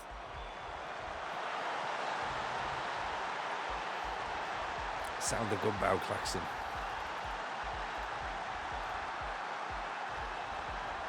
Great cross in. Lovely header. That's more like it. That should put us back into the playoff spots. 6 behind Borough. 18 goals behind them as well.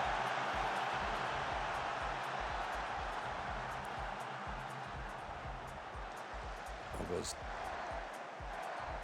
not looking overly comfortable on the ball. McBride. Gumbau's got a bit of space once he brings the ball back with him. Gumbau. They all get in this position, they cut back in the box and then they go, let's just see how high we can hit it, shall we? It's ridiculous. They all like sort of close their eyes and hope for the best. The power of Wardy overtakes them. Bit of space and awful control. Yeah. Just stuff that we don't want in it. Come out and chase it out wide. That's right, keep him out there. Don't let him come back inside. 2 defenders should have cut him out there. 2.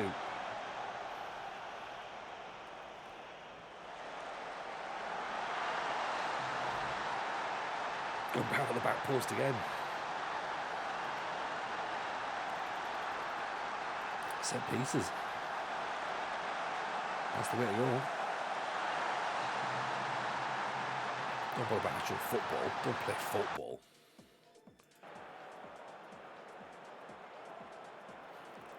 Cross the ball for a man to head in. That's what we're hoping for. 74% possession again. Having a lot of the ball. A lot of the ball. Militao, Naga. Militao, Gumbau.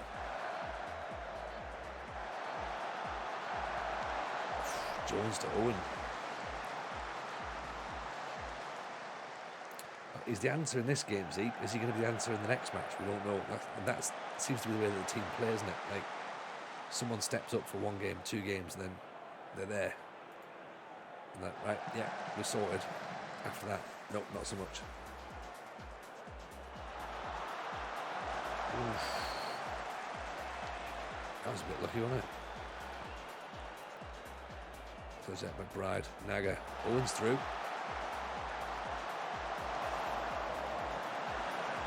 Free kick ref, surely. yeah, Owen gets a goal there. All of a sudden, we go, is Owen the answer? Thuram heads over the top.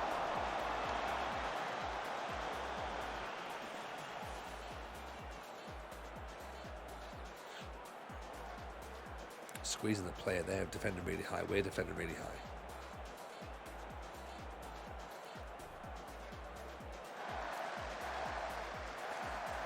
Balanced mentality seems to be suiting us a bit better than positive. I think we've maybe changed to positive a little bit too quick in the last couple of matches. Maybe that might have been an error that I've spotted in my setup.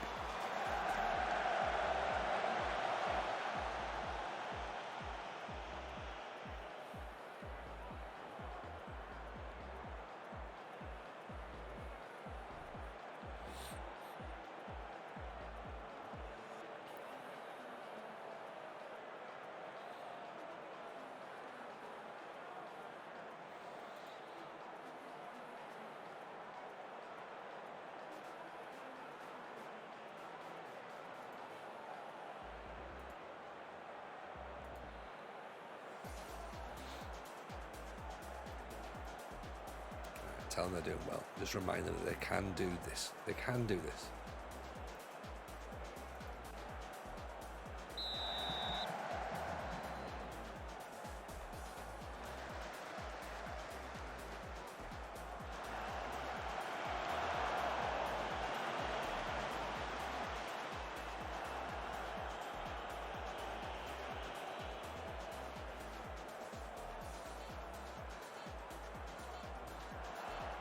Chasing, you're right. Naga needs someone up there with him, doesn't he?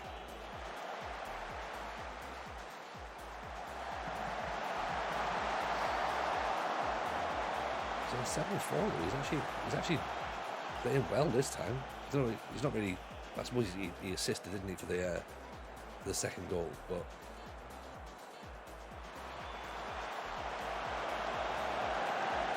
Nearly for a third as well. Smith, Jancic, Smith. McBride. Owen again. He's trying another blasty.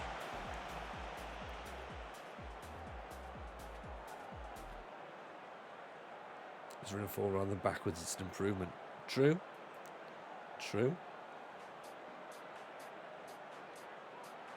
I wonder whether Manbender is the answer. Or maybe Damjanovic in front of us. Douglas is giving the ball away. Offside ref, surely.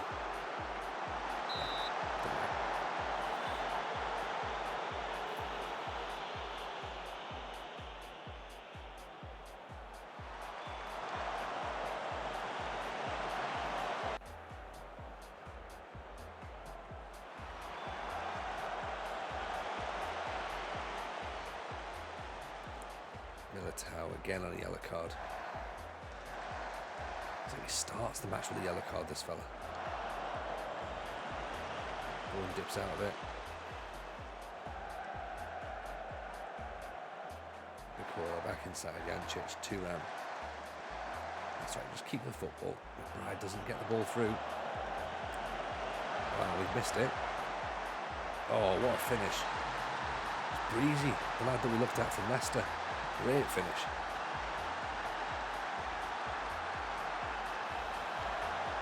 That's a hit and hope, innit? Jancic has just switched off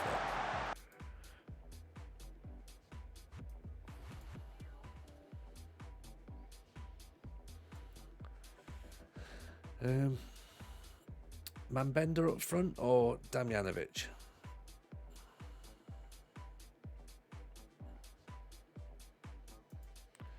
$15 for acceleration. He might actually be able to get the ball.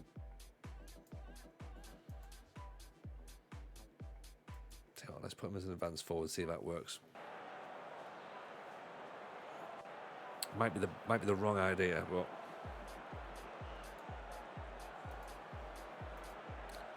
maybe he's a pressing forward actually. I can move the channels possibly.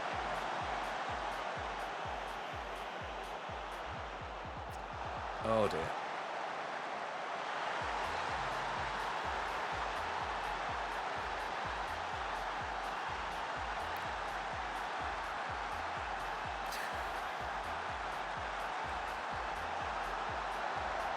Good pick for a new save, Birmingham or Stockport.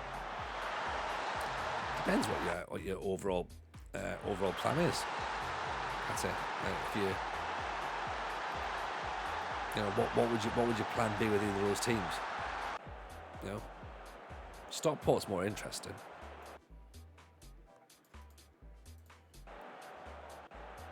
Like, if you like long-term saves, Stockport's the one to do.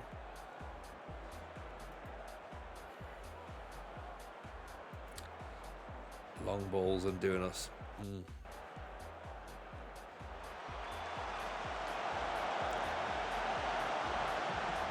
Chich. Robert Smith. Caller. Just road to glory. Stockport them. They're further down the pyramid. It's much more tricky. They're in non-league, aren't they? So you get back into the Football League, I think, unless they're already back in the Football League.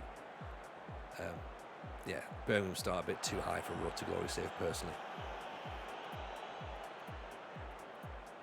Ball tap down there, just not going to get there. Picks up a long ball. Decent effort, but not quite good enough.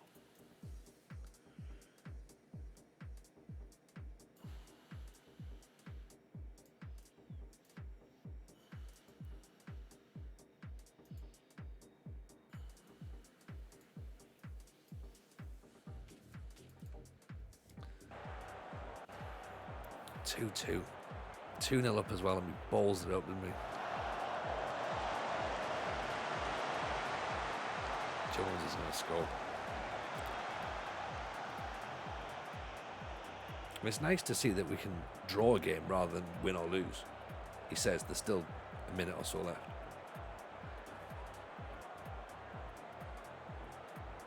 We don't support and full back on the attackers. Interesting.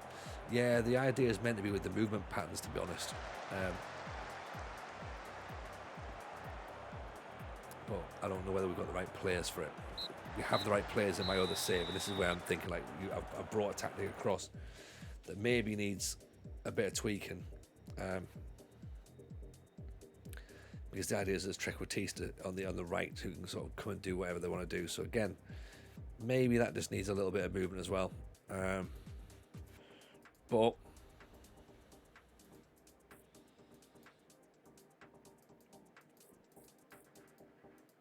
it's fine.